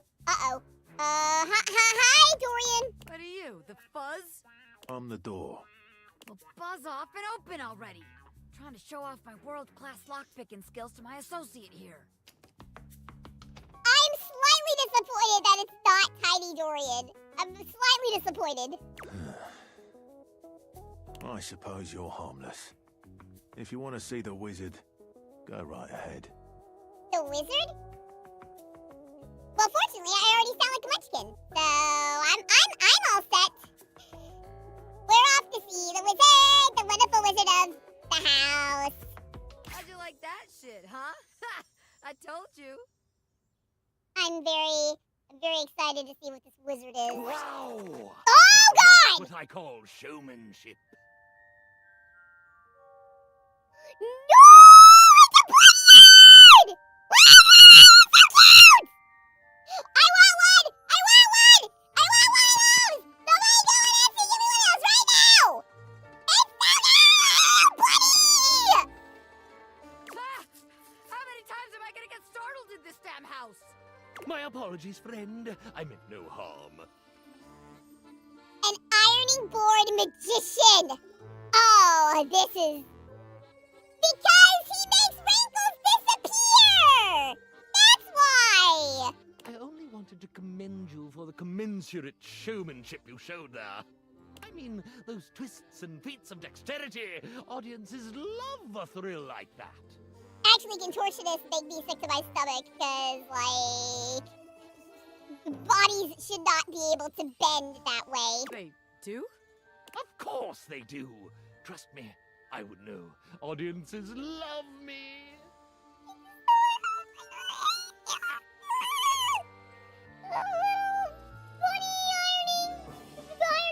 I was in there the entire time, wondering to myself, can they overcome my lock?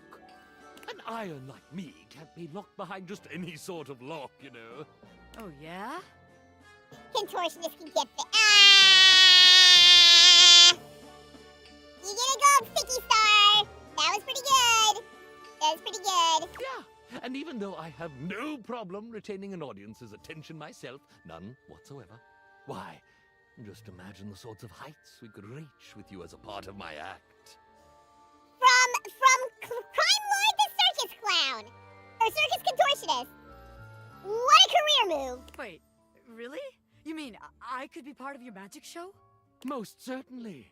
Just imagine it. You and I pulling off daring escapes. Me, the world-famous magician. You, my bright-eyed young assistant, pulling in the younger crowd.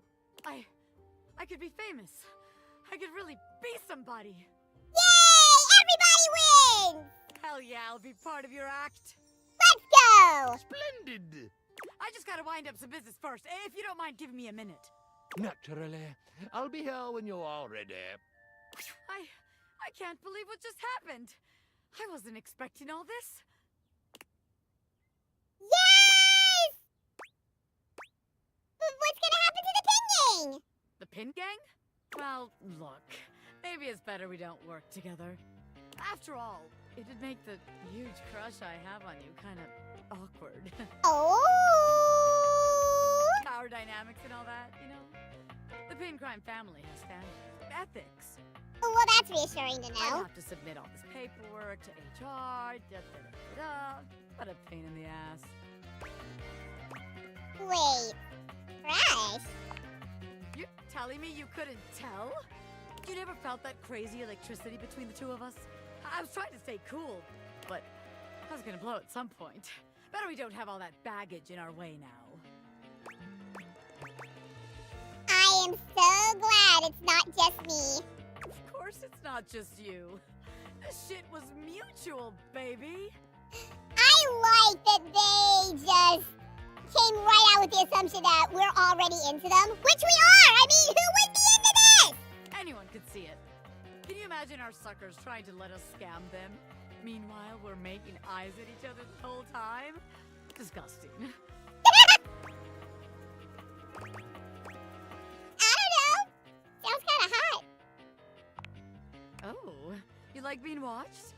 Interesting. I'll I have didn't to mean it quite like that, but alright. But in the meantime, I guess I got some rehearsing to do for my new gig. You wanna come with? I can get you a backstage pass. I would love that. Hell yeah! Bobby offers you their arm, and as you walk forward together, you're struck by just how good it feels to be partners, ready to support Bobby in their exciting new venture, and receive their support in turn. As you watch Bobby perform, you're deeply proud to call them your beloved. When they turn to smile at you in the crowd, they make you feel as if you're the only one in the room. Yeah! Yeah! Give it all up for you in a heartbeat, baby. I love it! We're getting up there! We're getting up there with the sass! We still gotta work on our smarts, though. Luckily, though, that's what we got, Maggie for. Which, speaking of, why don't we go talk to Stepford real quick and get this investigation continued? You got the love ending with Bobby, I got the friendship ending. Also valid. Love or friendship, but both options are valid in this game, and I really appreciate that. Alright, Stepford, I need to talk to you. You find Stepford polishing his well-muscled arm vigorously. He appears to be muttering to himself. Okay, so the magician guy is our ironing board, which is down in the kitchen. So after we talk to Stepford, we'll go introduce ourselves to him properly. Hey, Stepford, what's up? Oh, hey. Sorry, I'm just trying to get this spot out. Not sure if you've noticed, but I've gotten a bit, bronze lately.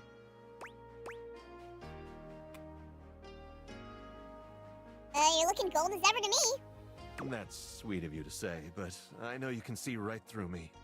I don't know what I'm gonna do about it.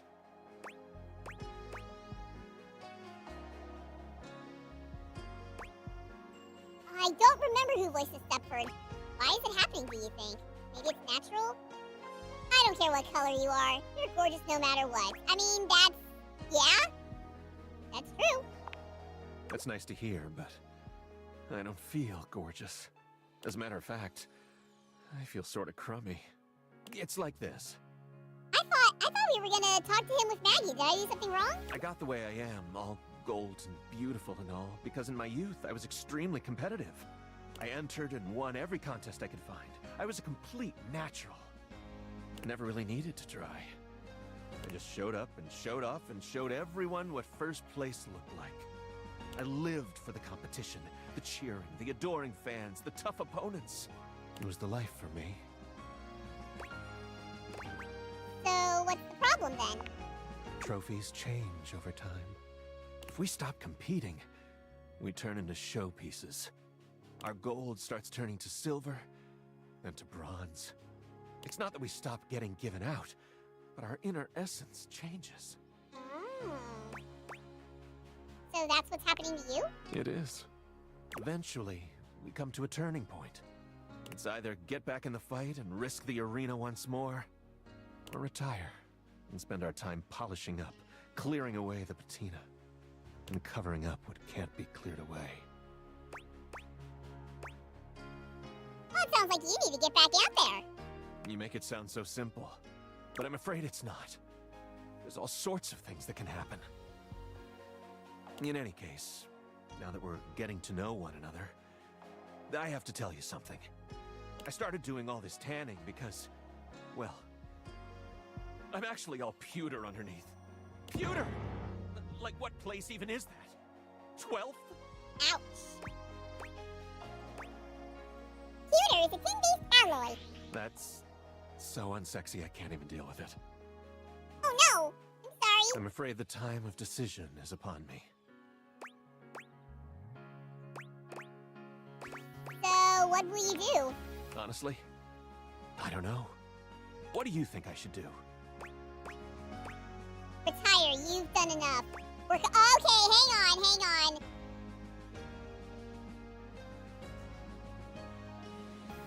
I'm actually not sure. I don't want to pick the third option, because that's just rude. Work hard and get back in the competition form, or retire. You've done enough.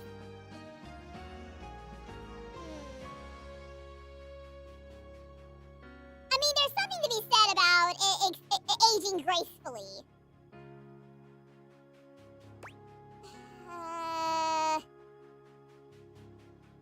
I have a feeling how this is going to go. I feel like this is going to be a recapturing your lost youth sort of scenario here.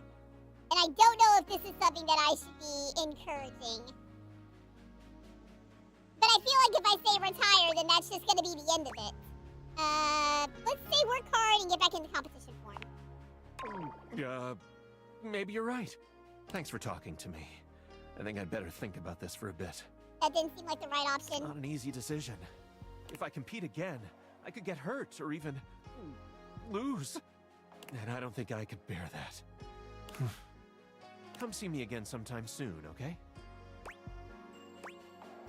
Oh, wait. I need to ask you about a case with Maggie. Hold on. I'm on the case. Phew! Okay, I was about to say, I thought we missed our chance. Ah! Have you heard anything about counterfeit objects here in the house? You? Did you say counterfeit objects? Is that what you said? Yes, counterfeit objects, that is correct. Oh, okay, counterfeit. Because for a second I thought you said bounterfeit, and I was like, nope, definitely not. That would make literally no sense. Okay, I know you're actually pewter underneath, but you might need to come clean, Stepford. Am Come on. Well, you see, yeah. A single drop of sweat slides down his temple. He's starting to sweat. It was him that started the rumor. No, I'm only sweating because I just came from thinking about a workout. Uh-huh. We know you didn't start the rumor, but we need to know who did. Okay, fine. I was embarrassed to tell you because I know I shouldn't have been spreading rumors, but here it is. Last week, the Scandelabra told me that all the supposedly genuine silverware in the house is actually fake. The Scandelabra. Of course it would be that little shit stirrer. It's high time we got to the bottom of this. How about a chat with Mr. Rumormonger in Chief? Ha! I'll meet you at location 1. Which is? Otherwise known as the dining room table. Gotcha. Alright.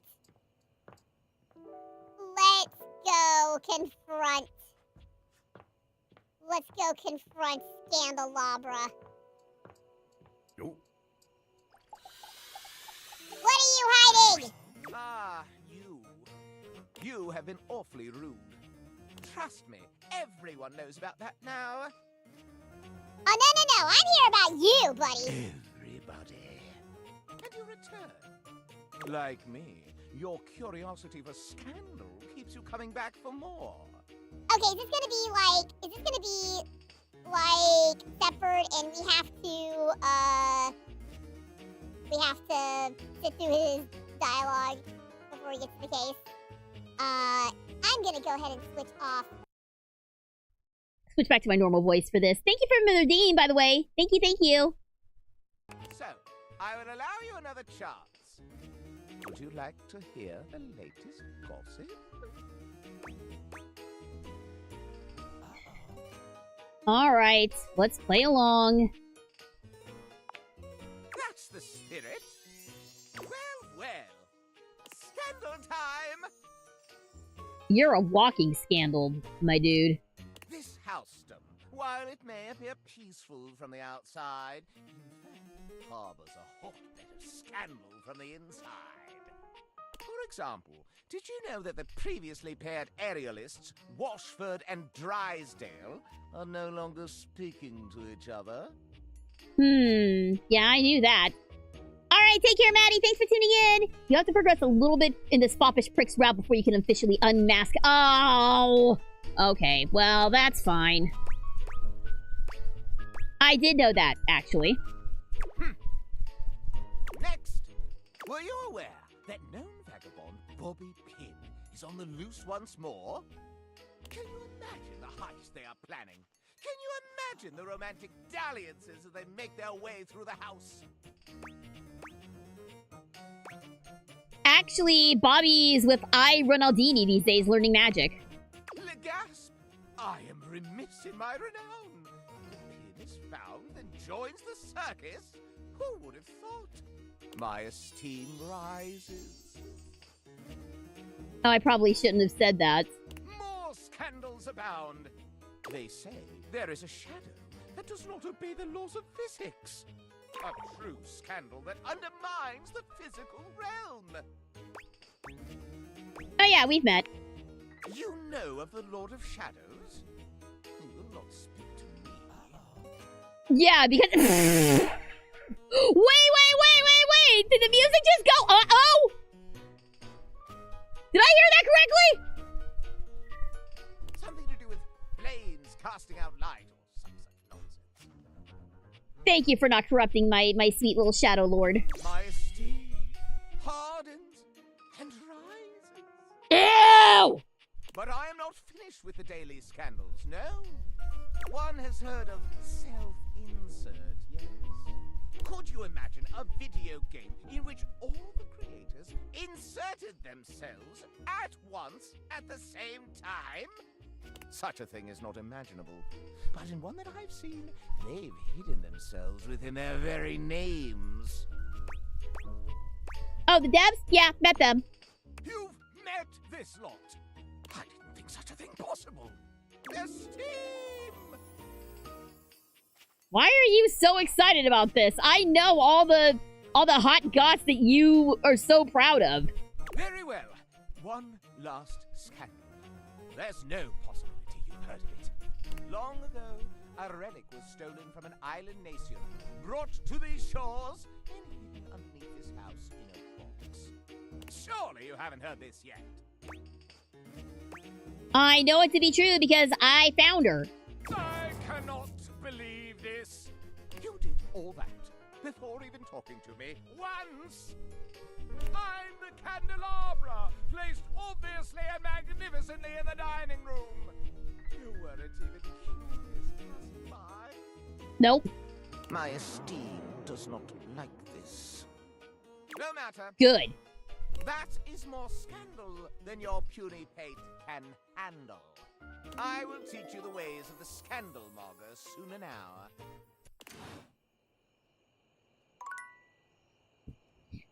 It does give me a little bit of satisfaction knowing that I completely pissed on his scandal parade. Alright. So we cannot... Unfortunately, our investigation has kind of come to a roadblock. We have to be friends with Scandelabra in order to progress. Ew. Well, for now, we did manage to meet a new dateable. A new person. So, we can now open this, and we can talk to... Hey, it's you. What's up? Oh, hi, Bobby. I came to see what was going on in here. The great Bobini! Our training awaits. Ah, beans. Bonnie, I changed my name. I'm Bobby Sticky Fingers now. What? I gotta scram for a bit. This ironing board guy, he's a lot. Poof! Oh, okay, bye, Bobby. Yeah. Do not be alarmed. Afraid, perhaps. For the greatest mystery yet awaits. Well, good thing I'm already in my mystery-solving gear.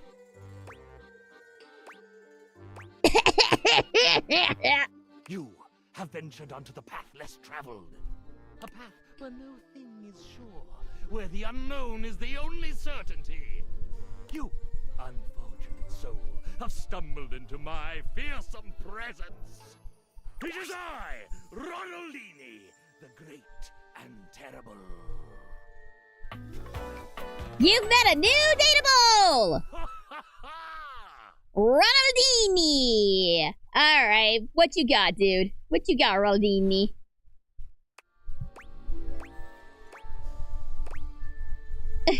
I mean, I love a magic show. Do it again, do it again, do it again! I can only assume you are familiar with my dastardly visage from the countless broadsheets and pamphlets strewn about, proclaiming my sinister genius. Oh, is he like a supervillain magician? Like your manual? I, Ronaldini, stand before you. You may quake, or perhaps I should make you quake.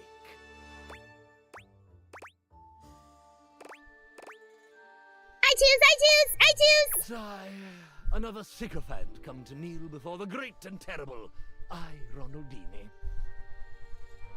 He who tamed the Sultan's treacherous tigers and hedonistic harem in the same legendary night. How far he has fallen.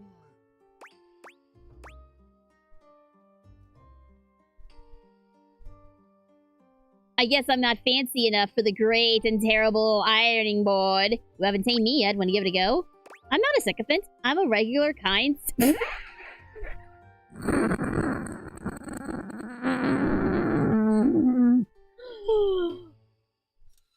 Oh my.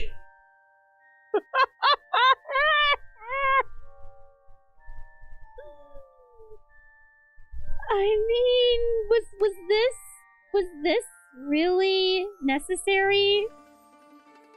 Was this part really necessary? This is your home? Yes, indeed. I like it. So you are a property owner of great repute. I'd say my repute is average at best. Consider me impressed. Perhaps you aren't the pedant I'd initially taken you for. I'll just get to take a bow real quick. And what a good bow it is, too. You've had tutoring. Theater kid, baby! I know how to bow! I wonder, would you allow me the great boon of some transparency? I should like to speak honestly with you.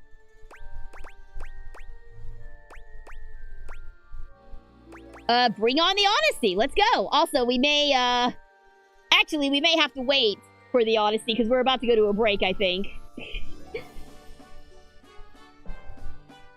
Alright, so apparently Josh Dean is the actor for Ronald D. Me. Not a name I'm immediately familiar with. That's what I really like about this game, though. There's a good mix of, like, up-and-coming VAs and, like, vets and pros. I really, really appreciate that. Bring on the honesty. As impossible as it may sound, it is that I, Ronald D. Me, the great and terrible, was not raised by a coven pack of witch wolves as my best-selling biography intimated. No!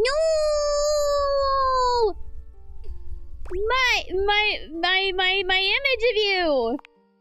Shocking, I know. I am shocked like crazy right now! My true origin story is decidedly not astonishing. I was manufactured in Canada. Oh, you're where Gaia's from. Wow. I didn't... You sneaks are everywhere! Why? I had a roommate from Canada. Do you know Gary? Gross. That's mean. Why would you say gross?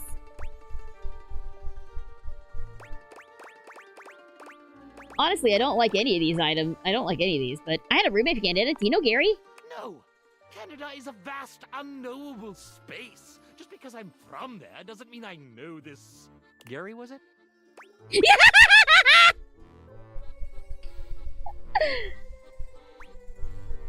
Gary, super nice guy, kind of portly, wears a lavender tea cozy. Oh, I actually do know Gary. Weird. Oh, listen! Did you? He dropped it. He dropped the accent. Oh, I love when they do that. Though he would never recognize me, not any longer.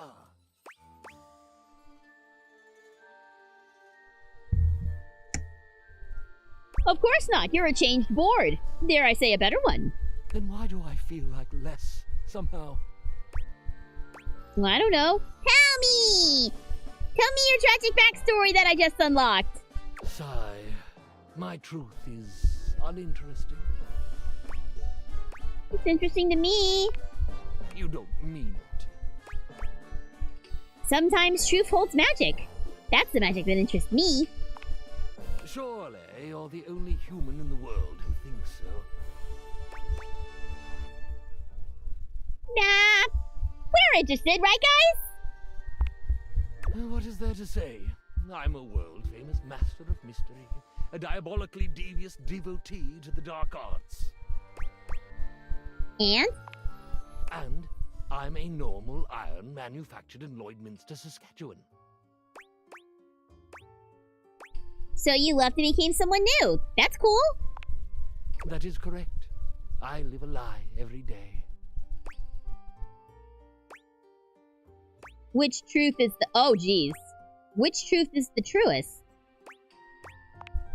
What an impossible question. But those are the best ones for learning about ourselves.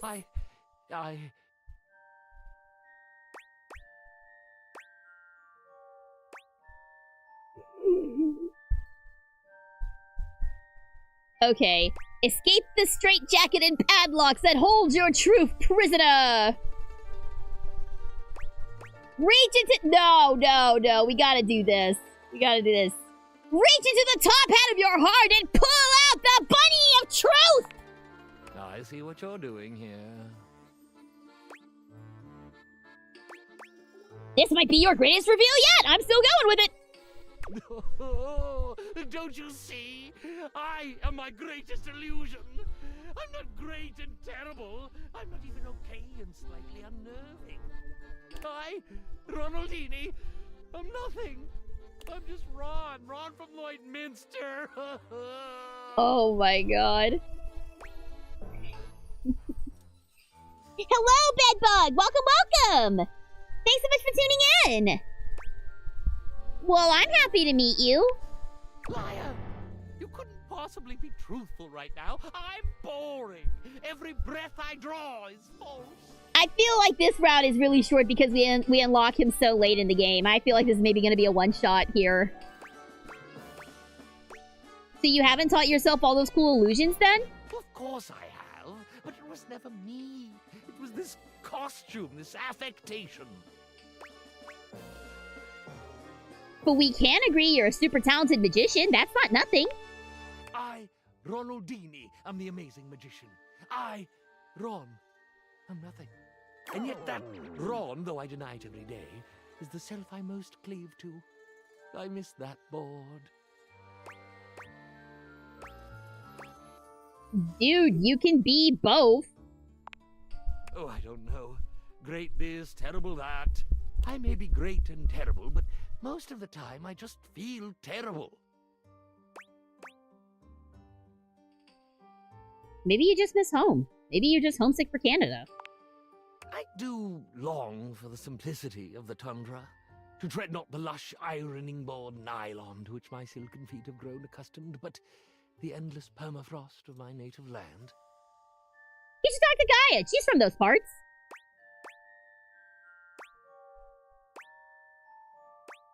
Return there, then. I do long for that, but what would I do? There is no call for my brand of seductive rakery there. Oh, that's why he's got the... Oh, that's so clever. That's why he's got the flannel. That's why, because it's outdoorsman-y sort of thing. What? You could tour Saskatchewan. Oh? Perform in the grand old theaters of the prairies. Introduce the mystery that life there so sorely lacks. Yeah, dude. Of course. Home turf world tour. Go for it. Sequins in Saskatchewan. I like it.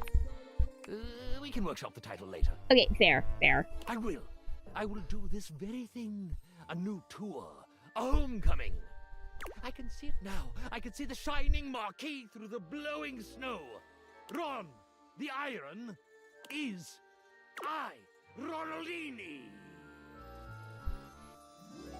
With, guest starring Bobby Sticky Fingers. Look at you. Your greatest illusion has become your greatest reveal. Oh, that was very good. You're witty, aren't you? Magical, huh? Indeed. I thank you, dear sweet thing. I will forever be in your debt. Should you ever find yourself traversing the northern reaches of this selfsame continent, do let me know.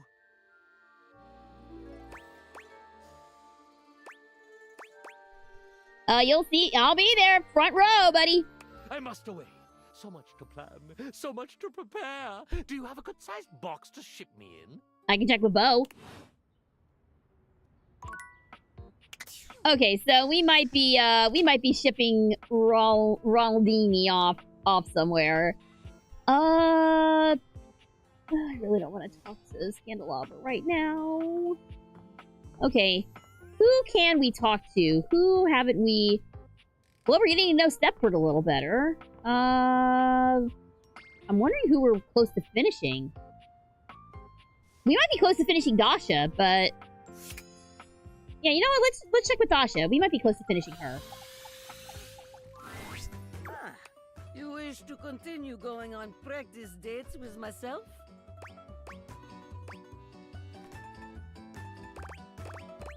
All right, let's do the last practice date. Here are the potential locations for these dates.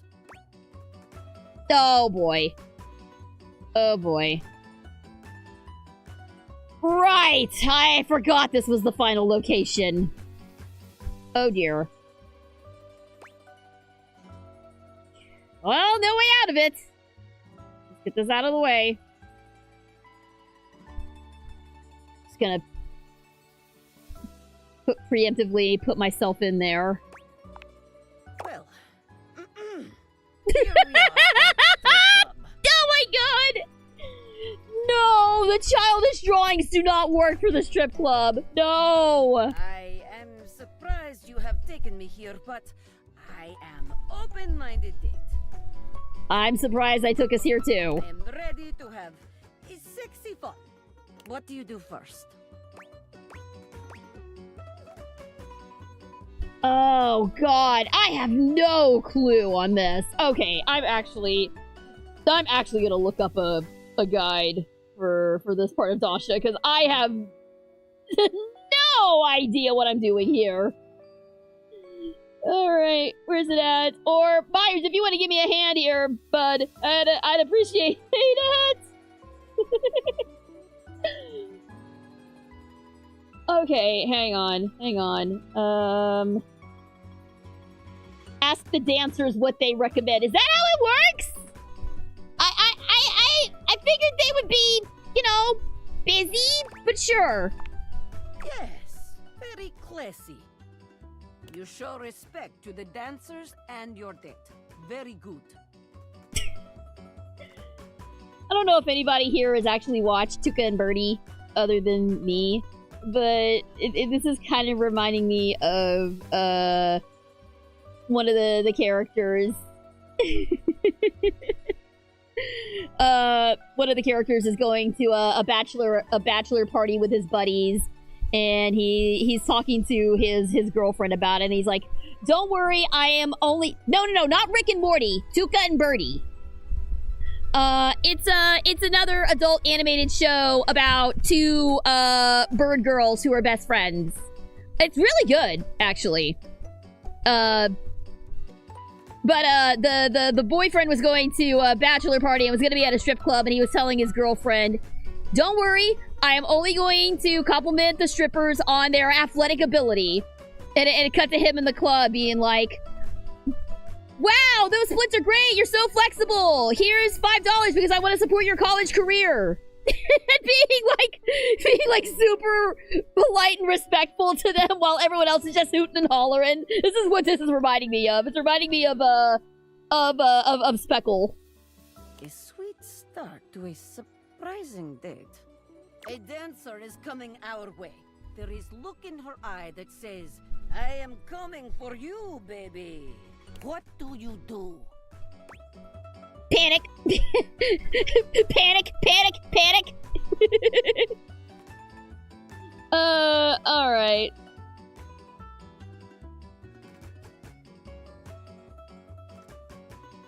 I ask if you would like me to buy you a dance. I lean in and tell you you're the most beautiful desk here. I jump up on stage and get— No! Yeah, this is fine. Me? Even with all these beautiful people around you?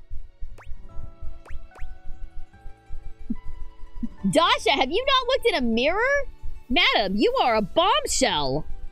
Well, you're a desk, but you get my point. Beautiful? Gorgeous? Many find my strength intimidating. These are not words Dasha hears often. I'm kind of glad we saved this one for last. It's a damn shame. Thank you. Well, on with date. Moving on then. The music is pumping, our hearts are racing. We are having good time enjoying the dancers. A woman named Diamond Delight has given us dance that left both of us forever changed. Oh my. What do you do when it is done? I tip her generously and thank her. I lean in and ask if you'd like to get out of here. I hand her an Apple Keys gift card I found in my pocket. It contains $4.50. Oh my god, really? Really? Generous with the tip, come on now. Yes, yes. These guys and gals work hard. It's important to show your gratitude, not only with words, but with money. Thank you does not pay rent or tuition. Yep. There you go. Money is most important, but thank you is also important. After all, dancers are human beings. They are not vending machine for sexiness. Well said, madam. Well said. This date is now over. Well done. Very good. You are becoming quite a charmer. There is always more to learn. We will continue next time. See ya. See you again. Okay, well, continue with what? That kind of seemed like we were, wrapping it up.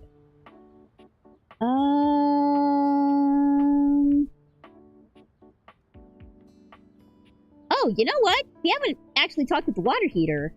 Since we're over here, might as well. I'm just actively trying to avoid talking to Scandelabra, but I want to finish the... I want to finish the case. We should probably talk to Scandelabra. Ugh. I really don't want to. But fine. I doubt that 100 Girlfriends would actually bring in 100 different VAs for all 100 girls. Why not? Trust me, there are plenty of us out there. We could easily hit 100. You underestimate how big the voice acting community actually is. All right, so let's. Whoa! What the hell? Talking to himself while seeming to furiously polish something. What? What? Sir?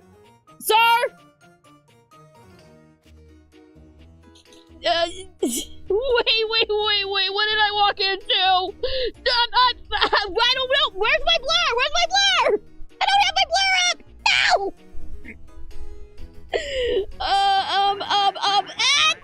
Thank you. Keep the ducks going. You know what? Keep the ducks going for a little bit. I'm working on something. I can fix this. Keep the ducks going so that the things don't happen. Hang on.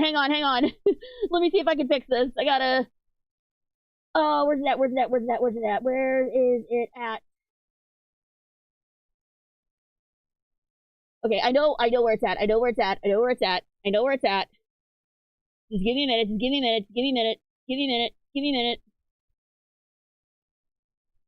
Okay, there we go. Ha! Whew. Okay. Crisis averted. We're fine. I have not had to utilize... I've not had to utilize that. 2 parts carbonate.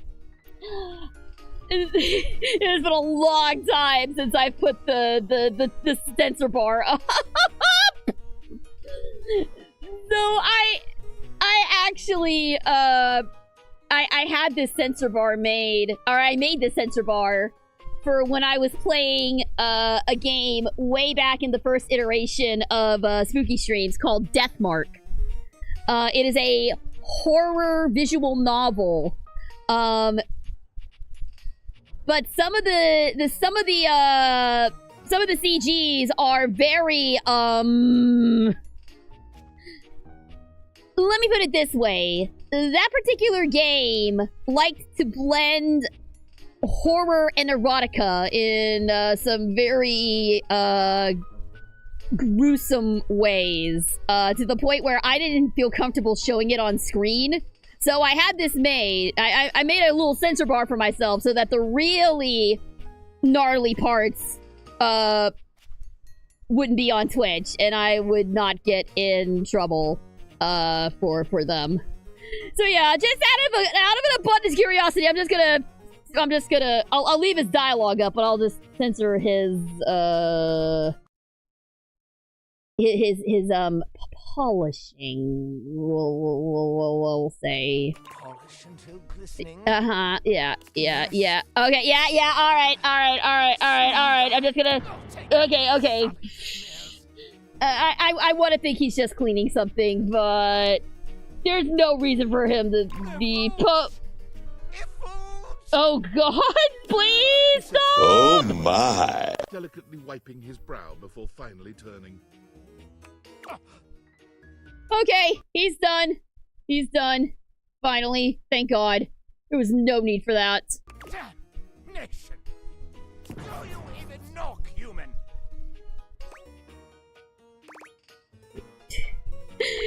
You're sitting on the table. What else am I supposed to do? Oh, yeah. Now Maggie's got questions. Yeah. Now Maggie has questions. I got some questions too.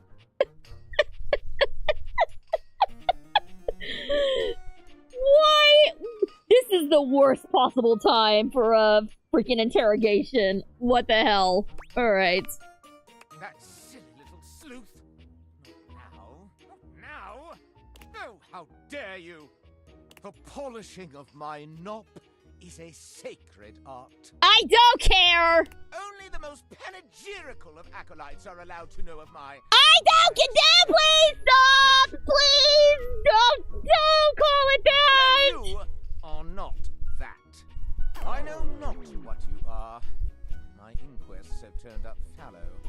Well, you've come to see me, eh? Must be for my brilliant shine. Which is what I was doing. Sure you were. Sure you were. I am made of the purest silver. Born in a small chandler's hut in the Swiss village of Saint-Martin, I have traveled transatlantically to this abode, where I preside over the rest of the objet. Dude, I bet I picked your ass up at a garage sale. Hello, Hemikos the Clipper! Welcome! Thanks so much for tuning in tonight! I apologize for the poor timing of you tuning in. You had to see that, but welcome all the same. I require a great deal of polishing and care, which you do not do. So I'm forced to...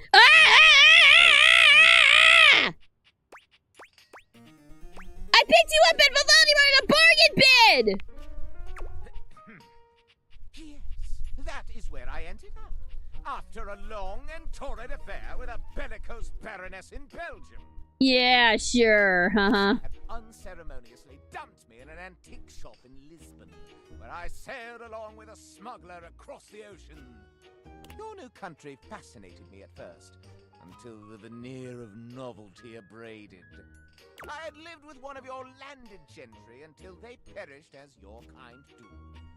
The ruffians who exhumed his palace threw me in a sort of refuse bin, where I ended up as a bargain. Every time the freaking music goes, uh-oh, it gets me. But I am no bargain. And most importantly, I am chaste. Yeah, ain't nobody gonna sleep with your dumb ass. That doesn't... Bro! That is diabolical!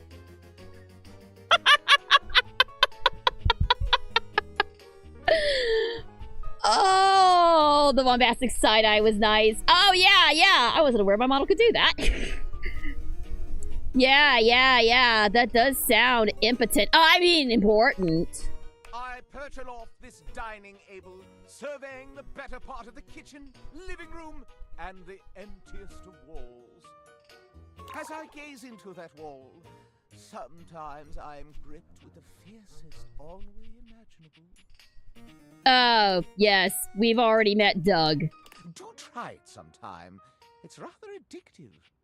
These other objets, these ruttish roustabouts, love each other in ways you cannot imagine. Oh, no, I can imagine. What? How would one of your kind possibly know? I've fallen in love with several of them. Oh, no, it cannot be. More than one. Oh, you're making me... Hey! Such a scandal cannot stand. Having told you my story, I must away. Hold it! I still have questions for you, you asshole! Stay here! Yes. Wait, but Maggie!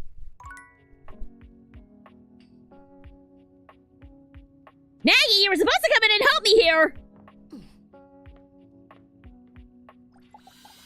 I don't want to talk to him again! Maggie, help me out here! You at location 1. But we did location 1! We were there! We were there! You didn't do nothing!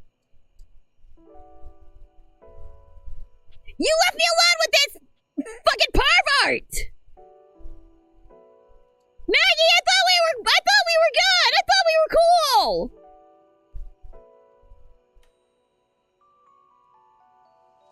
Ugh.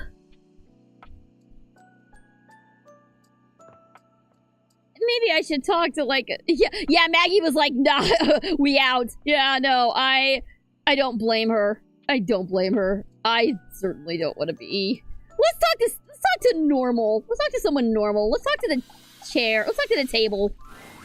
Abel was friendly the last time you saw him, but he seems downright cheerful today. Wholesome, lovely man. Lovely, wholesome man. This is what we need. Hello, sir. He's whistling when you walk up on him, though he stops when he sees you, greeting you with a broad grin. There we go. Nice and wholesome, this one.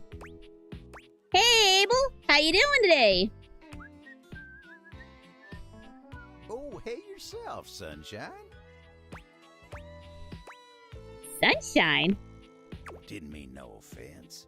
Just in a real swell mood today. Oh, I'm down with that. Had a long talk with Dasha before you got here. Oh, Dasha. Going over the finer points of lifting, supporting, and, just the good old basics. It just feels nice to be understood, you know? Aw, it's so nice that she gets you. It is, ain't it? Lifting's no easy job. We got a lot of folks in this house who do a damn fine job at what it is they do. That's true. We do have a lot of hard workers in here. But how many people's job is it to lift? To make sure everyone's got what they need, to make sure they know they can rely on you day in and day out? I mean, we have Shelly. We have the shelves. It's a lonely lot in the life of a table. But I knew what the job was when I signed up. Did you sign up? I felt like it might have been more assigned to you. Semantics, pal. Semantics. I know who I am and what I do. It's semantics, but go on, I guess. But sometimes you just wish someone knew exactly what in tarnation you're even thinking about without having to explain yourself. That's Dasha. Is our table sweet on our desk? Maybe you should talk to her more often. You think so? Before I come in and swoop her up. She's had a real positive effect on you. Oh, well, shucks. I don't know. I'd hate to bother her. She's got a lot of lifting to do herself. I can't be distracting her from her very important job now. You should at least consider it. I'll consider it, yeah. Anyway, I can't take up much more of your time today talking about myself. Just remember what I said before, okay? I'm here if you need me. I will, and you remember what I said. I will. You take care now. I feel so much more refreshed after talking to Abel.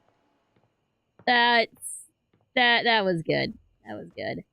Also, like, I feel like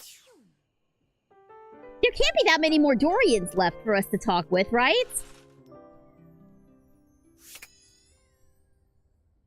Here, let me check something real fast.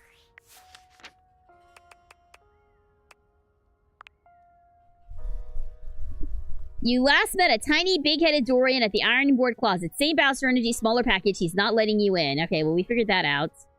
You last met Dorian at the back. Okay, so what have we had here? We've had... Alright, we, I remember Trap Dorian. Bedroom closet. Bedroom door. Gym hall door. Other gym hall door. Electrical closet door. Attic door. Laundry room closet door. Office door. Bathroom door. Office closet. Back door, ironing board, closet. Yeah, like, there can't be that many more Dorians left, right? Did we talk to the bedroom door? Did I skip over bedroom door entirely? Okay, yeah, bedroom door. We've already talked to bedroom door. Okay, so we've done closet door, bedroom door. We've done this door. We've done this door. We haven't done the gym closet door, or does that count as a closet? Well, let's find out. Would you like to go for a walk? Because you're a walk-in closet? You catch my meaning well. I love you, sir. You could do all sorts of things inside me here. Practically my own little room.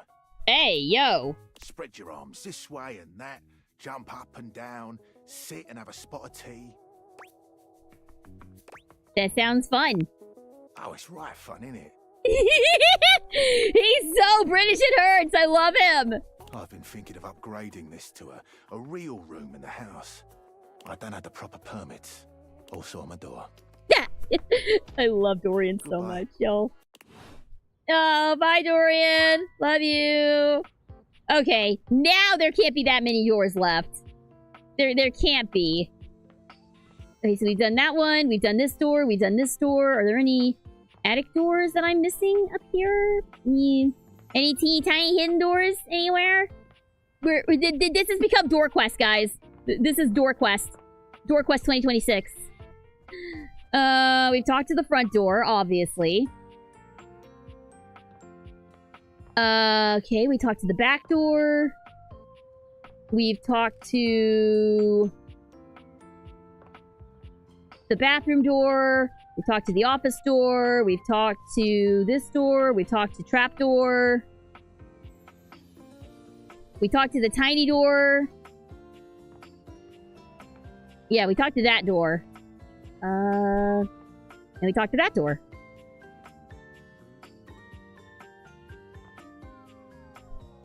So yeah, I mean, I feel like we've been to every door in the house. So I'm not sure what I'm missing. There's got to be a door that I'm missing. Have you done everything in the bedroom? Let me see. Hello, Rando! Welcome, welcome! Thanks for tuning in! Alright, well, we've dealt with... Okay, so we have not done everything in the bedroom. There are still 2 datables that we haven't completed. Michael transaction over here, who I don't like, but whatever. And then the diary. The diary we need to finish as well. I mean, I don't know how long that's going to take. We've also got books in here. We've got holiday decorations in here. We've already done the triangle and the towels and the clothes and the hangers and the boxes. So there's a few things we can do in here. Also, Dave, yeah, the glitchy ass dresser we've taken care of as well. I don't know. We're getting to the end. I mean, not to the end. We're getting close to everyone's endings. Being able to start realizing people here.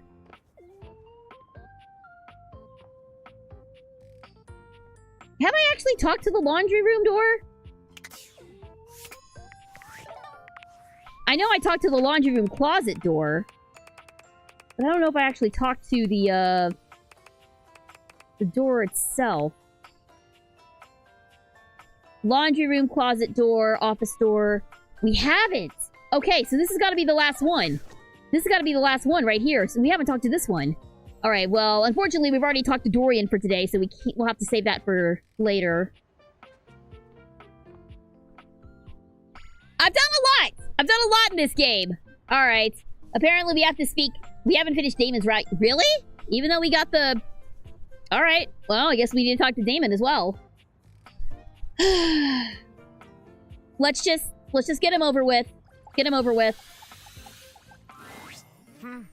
Yet you return. You must desire me in some way. The chance of critical colloquy beckons. Though your own scandal-mongering leaves much to be desired, I can take you under my label. I don't want that. Scandalabra, Maggie needs to talk to you. Not yet, not yet. There are more important matters to attend to. Damn it. But, tell me, when I spoke of... I don't want to be reminded of that. Do you even know what that is? It's the decorative part above the base. Correct. You certainly know your way around knobs. Also, I have a knowledgeable chat. Scandalabra is a candelabra. Now, where on me is my... I don't care! Your arm. Indeed. My labra holds the sacred flame aloft. Last, a capital may mean an uppercase letter or an exclamation for a lovely thing. What are we doing? Christmas crackers now? What are these riddles? But where is the capital on my corpus? It's the part at the top that holds the candle in place. Exactement. My capitals lie neath my sconce. Oh dear. You certainly know your way around candlesticks. It makes... Yeah, he's a candle holder. He's a candle holder who is, like, entirely too full of himself. Allow me to tally up my feelings for you. You don't have to, sir. I deem you not yet worthy of my inner victim. Is this some kind of... What is this, some kind of wick measuring contest? Rather randy turn of phrase, no? But no. You must share with me more goings-on. It is give and take in the world of rumor, you see. Do you have any for me? Let's see what we've got in the books for you, player. My name's actually SGG. No, I call you player, since you seem to have your way with everything in this very house. Is he about to read me for filth? Is that what this guy's about to do? Why, just look at the list of scandals. Is he about to call me out? Is he about to call me out for, like, all the things that I've romanced? How dare you? In alphabetical order, of course. You've also changed your route to none. There's no route end yet. Oh, okay. Okay, so I need to talk to Damon again, then. Hello, Eliza Berry! Welcome, welcome! Thanks for tuning in! This freaking candelabra is about to read me for filth for all the romantic relationships I've had in this house, so, strap in. I'm so happy to see you still going. Long time no see. It's been a while, my friend! I'm glad to see you as well! Things have been going well. In fact, things have been going very, very well. We are on the verge of a model debut. At the end of this month, I'm going to be debuting my 3.0 Magical Girl Detective model. On Saturday, March 28th is going to be my 3.0 model debut. So please be sure and come by and check it out. Alright. Here we go. Here we go. Strap in, kids. This is gonna be a while. Okay, yeah, alright. I forgot about him. Sleeping in your bed has turned into sleeping with your bed. I won't be able to sleep at all after hearing this. Okay, well, I forgot that was the one we started with alphabetical. Damn it! Alright. Okay, yes, we did get the love ending with Betty. You sucked from the forbidden beverages of love. A true thirst trap. Hi, Beverly. Love you. That criminal pin has made their final heist a theft of your very valor. Okay, yeah, sorry. Yes, I know scandal is in the name, but... I had genuinely forgotten. I did Benoit off screen for a reason, alright? Don't be dragging that up here. A buried time capsule has unearthed your latitude for crudeness. Don't you dare talk about my Bodhi that way. I will leave you in the rain to rust, sir. You know what that asshole trainer did to Charmander in Season 1 of Pokemon? I'll do the same thing to you! The Lothario cabinet has charmed you and held you in his masculine wooden grasp like so many dusty dishes. No, but I love Company Seal, though. She can pretend all she likes, but your dalliance with the chair cannot be ignored. It's acting, dude! It's what I literally do for a living! You took a chance on love with that inordinately complex die and won his affections. But at what cost? Chance, I miss you, baby! You have interacted with the interactive medium. Letting yourself into love. I cannot believe that was a real choice. Something must have gone wrong. Hi, Connie. Those castigating critics in the curtain somehow are impressed you can insult as well as they. It is still an affront to monogamy. Oh, just wait till you see the Hanks. You have gotten the very dust itself to love you. There is no dirty. The recreational equipment has demeaned himself in a behavior most unsporting. You leave Duncan alone! He's a sweetheart! He actually makes me feel good about myself! Sparks have flown between you and those electrical individuals. They caught into a conflagration of love. Absolutely. You and your refrigerator have not cooled. Nay, they have done the opposite, which I very much dislike. You're just jealous. You're just jealous that he's way bigger than you. 5 of them, as one lover? This unbalanced impiety is sure to tumble faster than their parachute jumps. Whatever. I love my boys. That junk drawer has fumbled into finding your love within his recesses. To the waste bin with this superfluous liaison. Not in the waste bin with you. There will be no singing in the streets when they find out you've taken away the shower's love from anyone else. Are you in love with the keyboard, the mouse, the monitor as well? This relationship does not compute! Bitch, I might be! I've been left out in the cold with the ways in which you love your blanket. Yeah, you are left out in the cold. Your pens and inks have taken a fancy to you. That's one fling that cannot be erased. You leave Penelope alone. She has done nothing wrong in her life. Your childhood Teddy has grown up to become your lover. I would feel so cuddly if you weren't entangled with so many others at the same time. Oh, Teddy's great, though. You and the clock have quite the courtship, but your time will be up. Leave Timmy alone! The cotton sings of scandal. You and the towel have stained each other. Oh, hey, chill out. Cracks appear in my own form as I find out you've wantonly wooed the wall. He was the easiest one. You've gotten yourself entangled with a ghostly phantom. I'm spooked. This amount of lovers is quite sufficient for my desires. What? Oh yes, quite sufficient.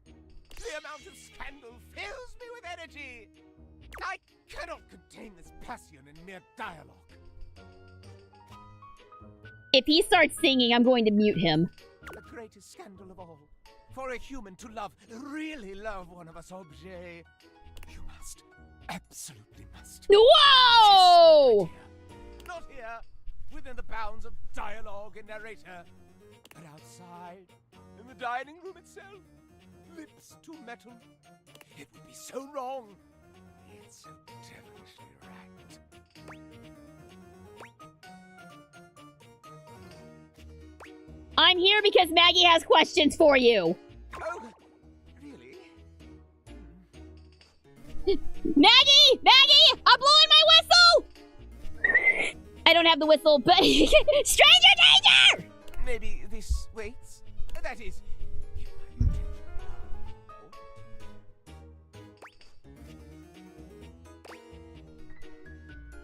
It is important to me. I'll let this Maggie thing go for now and return with more lovers for you to be scanned. No! I'm done! I'm suspicious! All right. So be it. Well, well, well. It seems I am in high demand. Huh. That's one way of putting it. I did all the dirty work of trying to... I don't want to say buttering him up, but...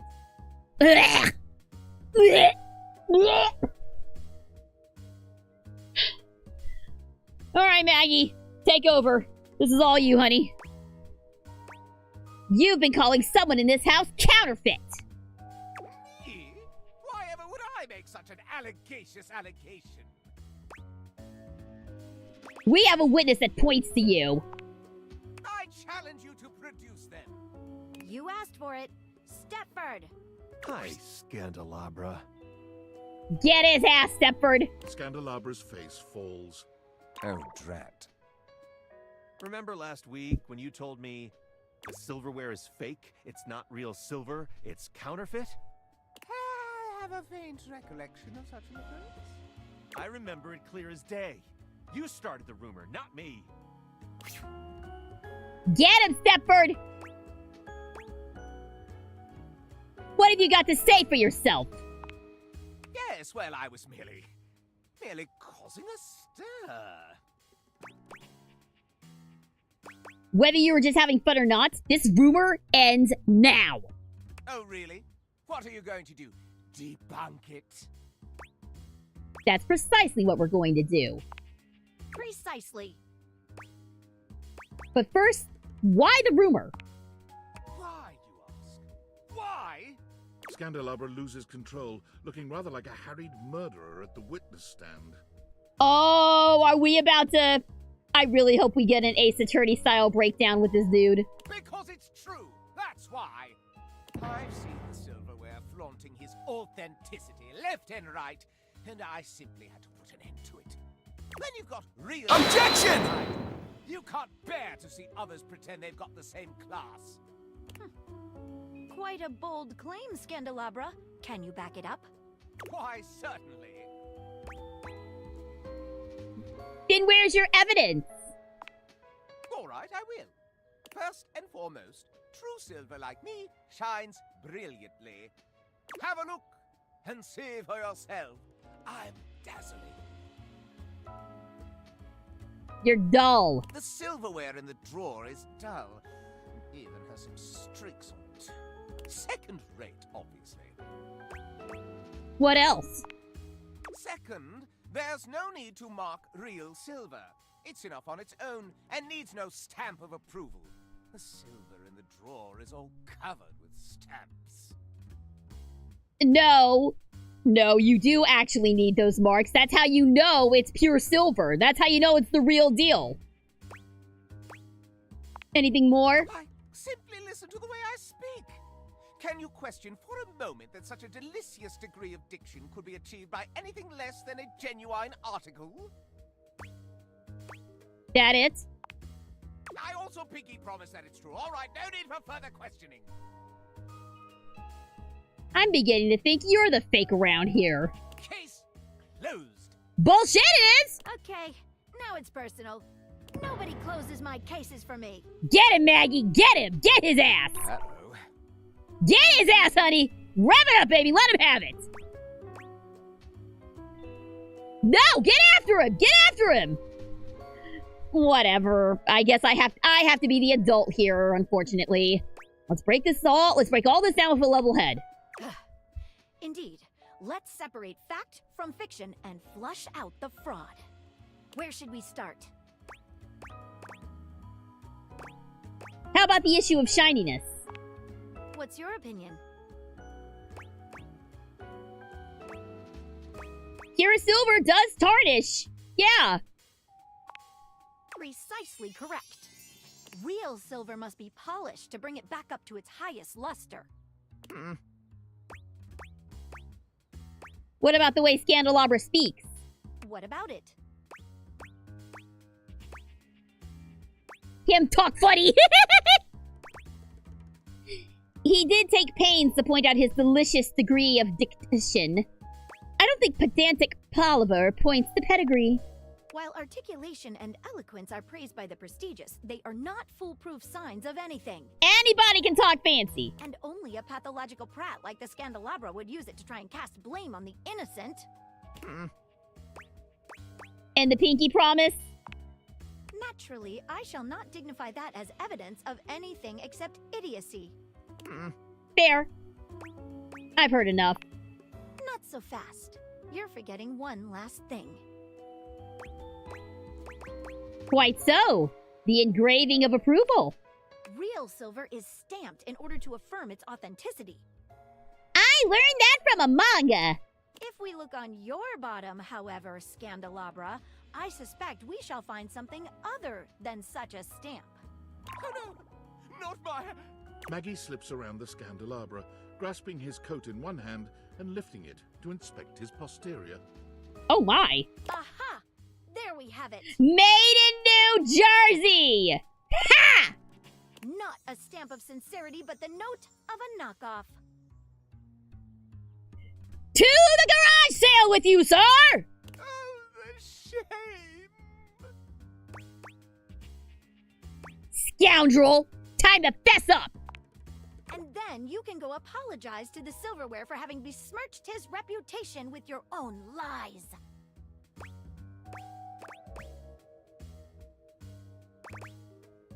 I believe that punishment has no place in the line sign and virtues to be held in high regard. Fuck that! As a punishment, you can go ahead and give the silverware a good polish while you're at it. Scandelabra's expression goes entirely blank. All right. I know what I've lost.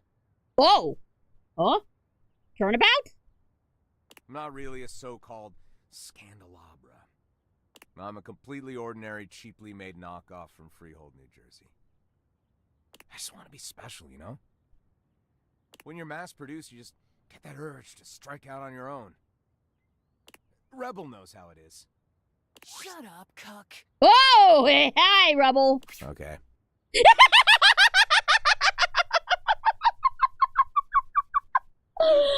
Damn! Alright! Shut down immediately! I left the factory learning that I was essentially a defect from the start. A bum. But there was no need to lash out at the rest of us. You're right, Maggie. You're always right, Maggie. I've tried to dig dirt up on you, but you're squeaky clean. And for all my digging, all my messing around, I'm sorry. I still kinda get off on learning about all the relations around the house, though. He pokes the tips of his index fingers together in a gesture that reminds you of the way he used to present to you. If it's okay with you, I'll just watch and enjoy. From here. As long as no one is getting hurt. And you promise to tell no more tales. You have my word. Well then, I'll call this case closed. And he's still a creep, but he's not as much of a creep. Now that he's dropped the foppish accent, so whatever. Stay out of trouble. What is your real name? What is your real name, actually? Oh, just a completely ordinary candle kind of name. Yeah? John Wick. Shut up!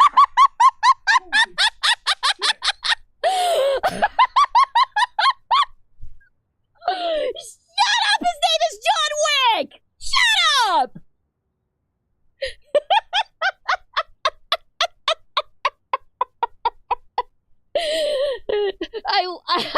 I laughed so hard I scared my husband. my husband just came in to bring me tea and I yelled so loud I scared him. Oh my god, that's so stupid! That is so stupid! An utterly ordinary name destined for mediocrity. You're quite certain. Yeah, I mean, what kind of loser has that name, huh? I'm just kidding. The John Wick movies are amazing. Keanu Reeves, I'm sorry. Well, Mr. Wick, stay out of trouble. Maggie, we did it! Thank God. You were wonderful. You were wonderful. Oh. Dare we? Is this our reward for dealing with that fop? Now that the facade is dropped, how do you like John Wick? I don't know, man. I don't know. He did a lot of harm as Scandelabra. I don't know if I I definitely didn't do a turnabout on him. I think he's still kind of a punk, especially because he said that he still wants to watch and still, like, is a drama llama. But, whatever. He's not as insufferable now, so thank God for that. I think the developers knew that this guy was going to be a hated character, so I'm glad that they gave an option to drop the stupid fop behavior. I can't tell if I'm just swept up in the moment, but I'd really like to kiss you right now, Maggie. I thought you'd never say that. Come here. Maggie curls her arms around you, planting a kiss on you so sizzling, it would make even Scandelabra blush. I bet you this is what Miles and Phoenix do after they win a case together. I bet you that's what they do. Maybe we should find somewhere to be alone and celebrate? Follow me.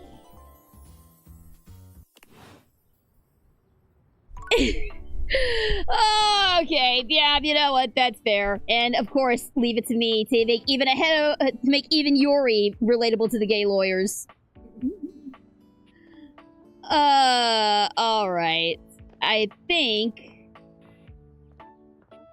we just have to talk to Maggie and wrap this up. The most expensive character. Oh God! Your path. It's Lucinda Lavish, beaming. Hello, Lucinda. You're getting in my way again. I'm all yours. I mean, she is literally blocking me right now because we were about to have our romance with the magnifying glass. We were about to start the detective girl Yuri, and then she pops up. I don't want to hurt you, but can we talk more about you? What the hell? You promised not to pick that. Lucinda's defenses fall, and her very being deflates. She looks off into the distance, at nothing at all. You know I can't talk to anyone else here. Oh? Wait, what? I was made last, so everyone else wrapped their voiceover. So even if I wanted to, there's no one to talk to. Oh.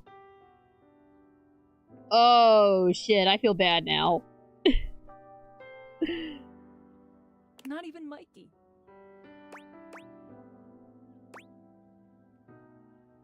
Oh. Yeah, the- Hey! This is a serious moment! This is a serious moment! Leave the ducks out of this! You can talk to me though, Lucinda. Okay, you're not voiced. Madam, I am literally a voice actress. How dare you? Damn, I could have sworn I've been saying things all night. You're saying them, just not out loud. I hear you just fine, though. But our time together, it's brief. Lucinda sighs and turns to face you directly. I'm lonely. And I'm wasting your time again.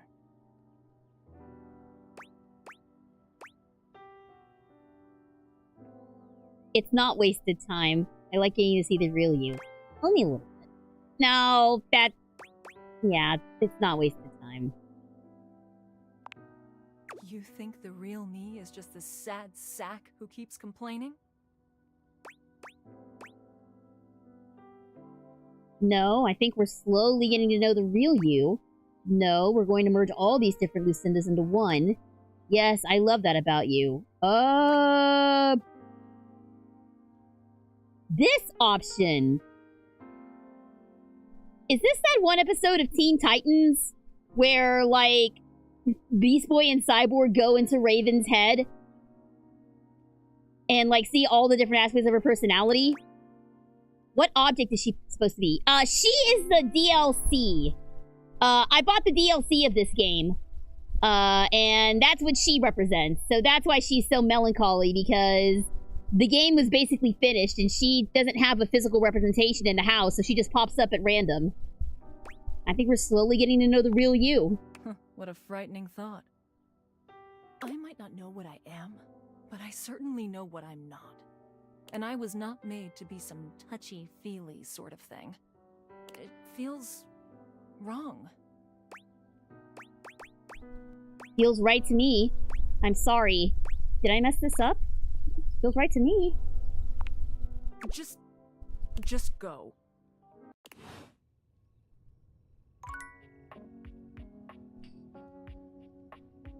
Also, who was her voice actor? Her voice actor is Ash Ketchum, believe it or not. By that I mean her voice actress is Sarah Natochenny, who was the voice of Ash for a very long time. That's the best part of this whole thing, is that she's voiced by freaking Ash Ketchum. That's great. Alright. Now then, Maggie. Where were we? I'm so glad to see you again. After the Scandelabra case, I haven't been able to get you off my mind. I'm surprised you haven't been occupied with another case. Actually, I have been occupied with something. Another mystery? You know, I feel like I can finally trust you enough to share something with you. Oh. I've never told anyone about this before. Oh. I'm listening. What is it? Well, there's a case I've never been able to solve. Oh? Really? You? Yes, me! In spite of everything I've tried, it's escaped me. It haunts me. Well, tell me. Maybe I can help you. Alright, but, well, you're gonna think this is pretty out there. You sure you're up for this?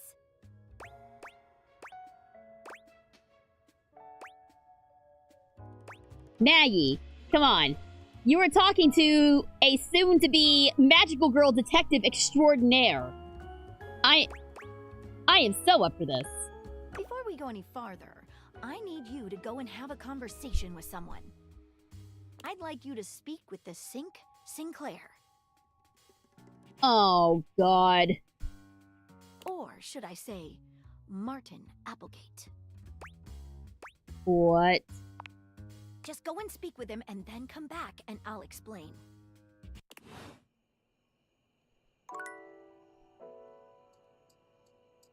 You know, I was joking about it in the description of the video. I didn't think we were actually going to take on Sinclaire's mystery. I didn't think we were actually going to do it. I was just joking about that.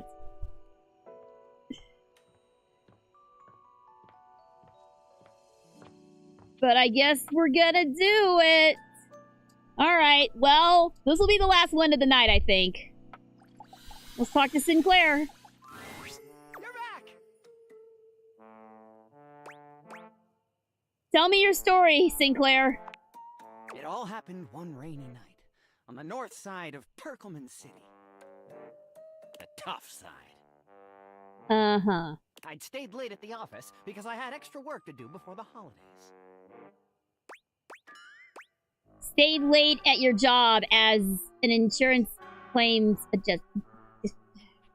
Go on. Well, when I left, I was feeling a bit low, so I went out to a local bar. It's called the Banana Club. They make a mean Shirley Temple. Heavy pour. Uh-huh. But Shirley Temples are non-alcoholic. Don't tell me you got drunk off of... How do you even get drunk off a Shirley Temple? There's no alcohol in it. That's literally why it's called a Shirley Temple. What happened? I should have known better. But after I'd had about 7 of them, I went out for a stroll. I don't know where I was going. Just trekking the streets with my dog. Suddenly, I came upon a fine dining establishment called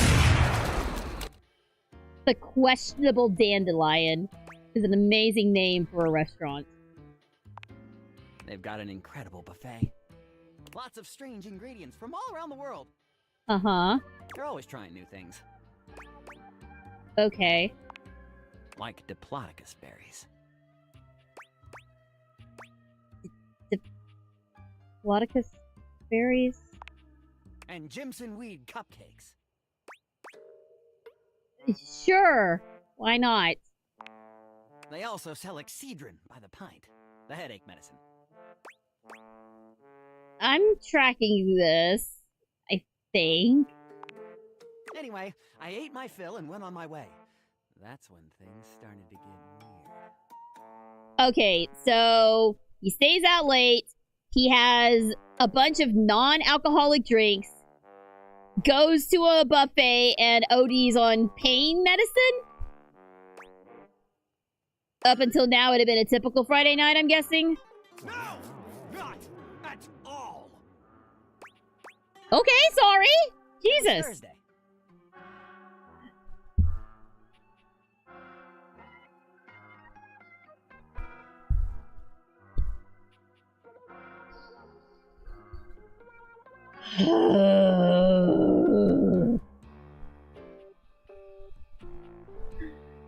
If I could facepalm, I would.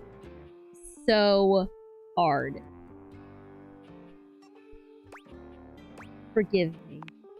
I was walking around, or sort of drifting, or rather floating, or I guess you could say I was making my way about town.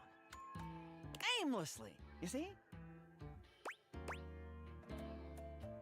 And what? What do you mean and what? You're telling me your story! Ah, yes. So you want me to continue. This was your meaning. The hell is wrong with you, dude? Why, that's precisely what I'm telling you.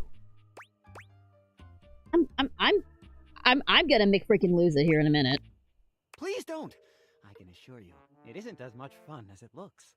And with two of us in the room, it might just start to get a little confusing. Oh, it might it? Please try to stay on track. Well, I came across an alley I had never noticed before. It was dark and had a rather threatening look about it. How dare you tell me to stay on track? So naturally, I went down it. What anyone might do. I wandered down the alley and came to a door, lit by a red light. I opened it and found a long hall, at the end of which was a sort of booth. And in this booth was a fortune teller. She was wearing a fantastic red shirt, not unlike the one you're sporting. Yeah, there's the red shirt again.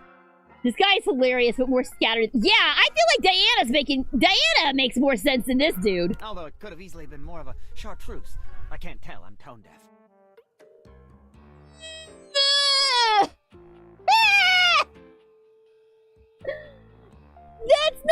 That has nothing to do with color. Oh god. Oh god. I'm gonna get an aneurysm listening to this guy. Yes, her name was Vagabonda the Sinclairius. She was wearing a fantastic red shirt, not unlike the one you're sporting. You said that already. Sorry, I keep harping on the shirt, but it was absolutely fantastic. She spread out a deck of strange cards and asked me to select one. Are you sure it wasn't blue? Are you sure you didn't stumble your ass into the velvet room? They were business cards. Yep, okay. I see. I chose at random, and the card I picked turned out to be the Ace of Spades. Wait, you just said they were business cards. The Ace of Spades is a bespoke shovel manufacturer based in Crumple, Michigan. Of course it is. Of course. Why? The owner's name is Ace. Yeah. Okay. Fine. He does great work. Vagabonda snatched the card back from me and said, "Not that one!" Turns out she had her rewards program on the back. 12 stamps and you get a free spade.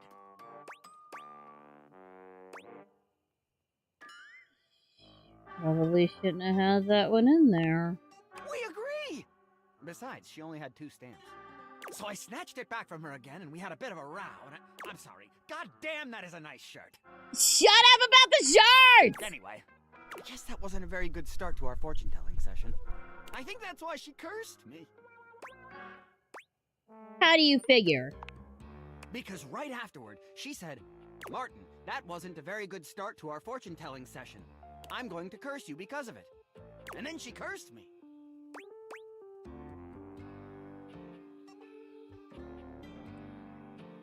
I know I'm going to regret asking this. Curse you. She waved what looked like a magic wand. Although, to be honest, it could have easily been a bagel of some sort. And then said, Martin, I doom you now to become a detestable object. I transform you thusly, so that you may go home and think about what you've done.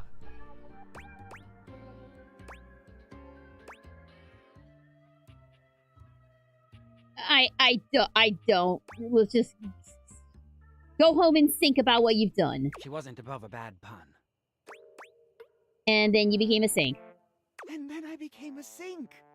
Now you find me as I am, trapped in this porcelain prison. All I want to do is return to my old life. Whoa, hey! Once more. Hello, Rinthio! Thank you very much for the raid! Let me give you a shout out real quick, my friend. Hang on one moment. And thank you very much for the follow as well! Thank you, thank you, thank you! Rinthio, there you are. Thank you, thank you! Thanks for tuning in! Hello, Raiders! We're actually about to wrap up for the evening, but hello! I am Super Geek Girl. I am a voice actress with Crunchyroll. You guys may have heard me as Karane Inda in the 100 Girlfriends Who Really, Really, Really, Really, Really Love You. I'm also Tia in Overlord. I am also Kikoyu in Reborn as a Vending Machine. I'm also Samidori Asahina from Lucifer and the Biscuit Hammer. And yeah, we've been playing Date Everything, trying to wrap up some romantic routes here, and trying to wrap up the magnifying glass, Maggie, as we are soon to become a magical girl detective ourselves. Which, by the way, on that note, somebody mentioned the Sonic OC. I'm pleased that you like the model, but I'm actually getting a new model at the end of the month. On Saturday, March 28th, I'm going to be having my 3.0 debut with a new magical girl detective model and a bunch of other fun stuff. So please come back for that. Please come back and support me and cheer me on. I'm very excited about the new model. You can actually check it out right now on my socials if you want to take a sneak peek at it. 3.0 Enjoyers Unite. Hell yeah! Hell yeah! Thank you. Much appreciated. But yeah, we're about to wrap up with Sinclaire here, but feel free to stick around till the end. Appreciate it. Not a care in the world. Oh, how I long for it. Please, won't you help me? Sunsy and I would be oh so grateful if you could get to the bottom of what's going on here and return us to our proper forms. Will you? 3 point, let's go! I might steal that. I like that a lot. Also, hello, Roho Mage. Welcome, welcome. Thanks for tuning in. I will do whatever I can, buddy. Oh, joy! If you want to help to get to the bottom of all this, I might suggest you seek out someone who is in the business of solving unsolvable mysteries. Or just go see if Vagabond of the Sinclairius is willing to undo her curse for a free shovel. I think I know just the magnifying glass who can help. He stands there silent and unmoving until you finally leave. Well, I think we've got the biggest mystery of all. What the hell is going on with Sinclaire? But that is a mystery that we will have to save for another night. We do have another mystery tomorrow night, though. It's Chaotix Case Files. So be sure to come back 6 p.m. Central Standard Time. I'm going to be doing a live reaction to the latest episode of Chaotix Case Files, followed by a few more cases of Dark Side Detective. I'm also going to be doing Persona 3 Reload on Thursday. I'm going to be doing Danganronpa. Thank you for the plushie. Danganronpa V3 with some voice acting friends on Sunday, hopefully. And for those of you who are members of the Discord server, we're going to be doing an Ace Attorney watch party on Saturday. So if you are not a member of the Discord server and you want to get in on that, here is the link to join. Please feel free to come by and hang out with us. Oh, I got it, Innocent, but thank you. But I think that's gonna do it for now. I actually do need to, bounce and take care of a few things before bed, so that's gonna do it for now. Thank you very much, Renfio, for the last minute raid. I appreciate it. Please come back and check me out again sometime. Very much appreciate it. And that's it for now. This is Super Geek Girl signing off. Stay super, everybody.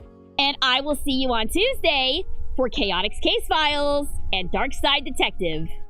Y'all have a great evening, and I'll see you then. Bye, everyone!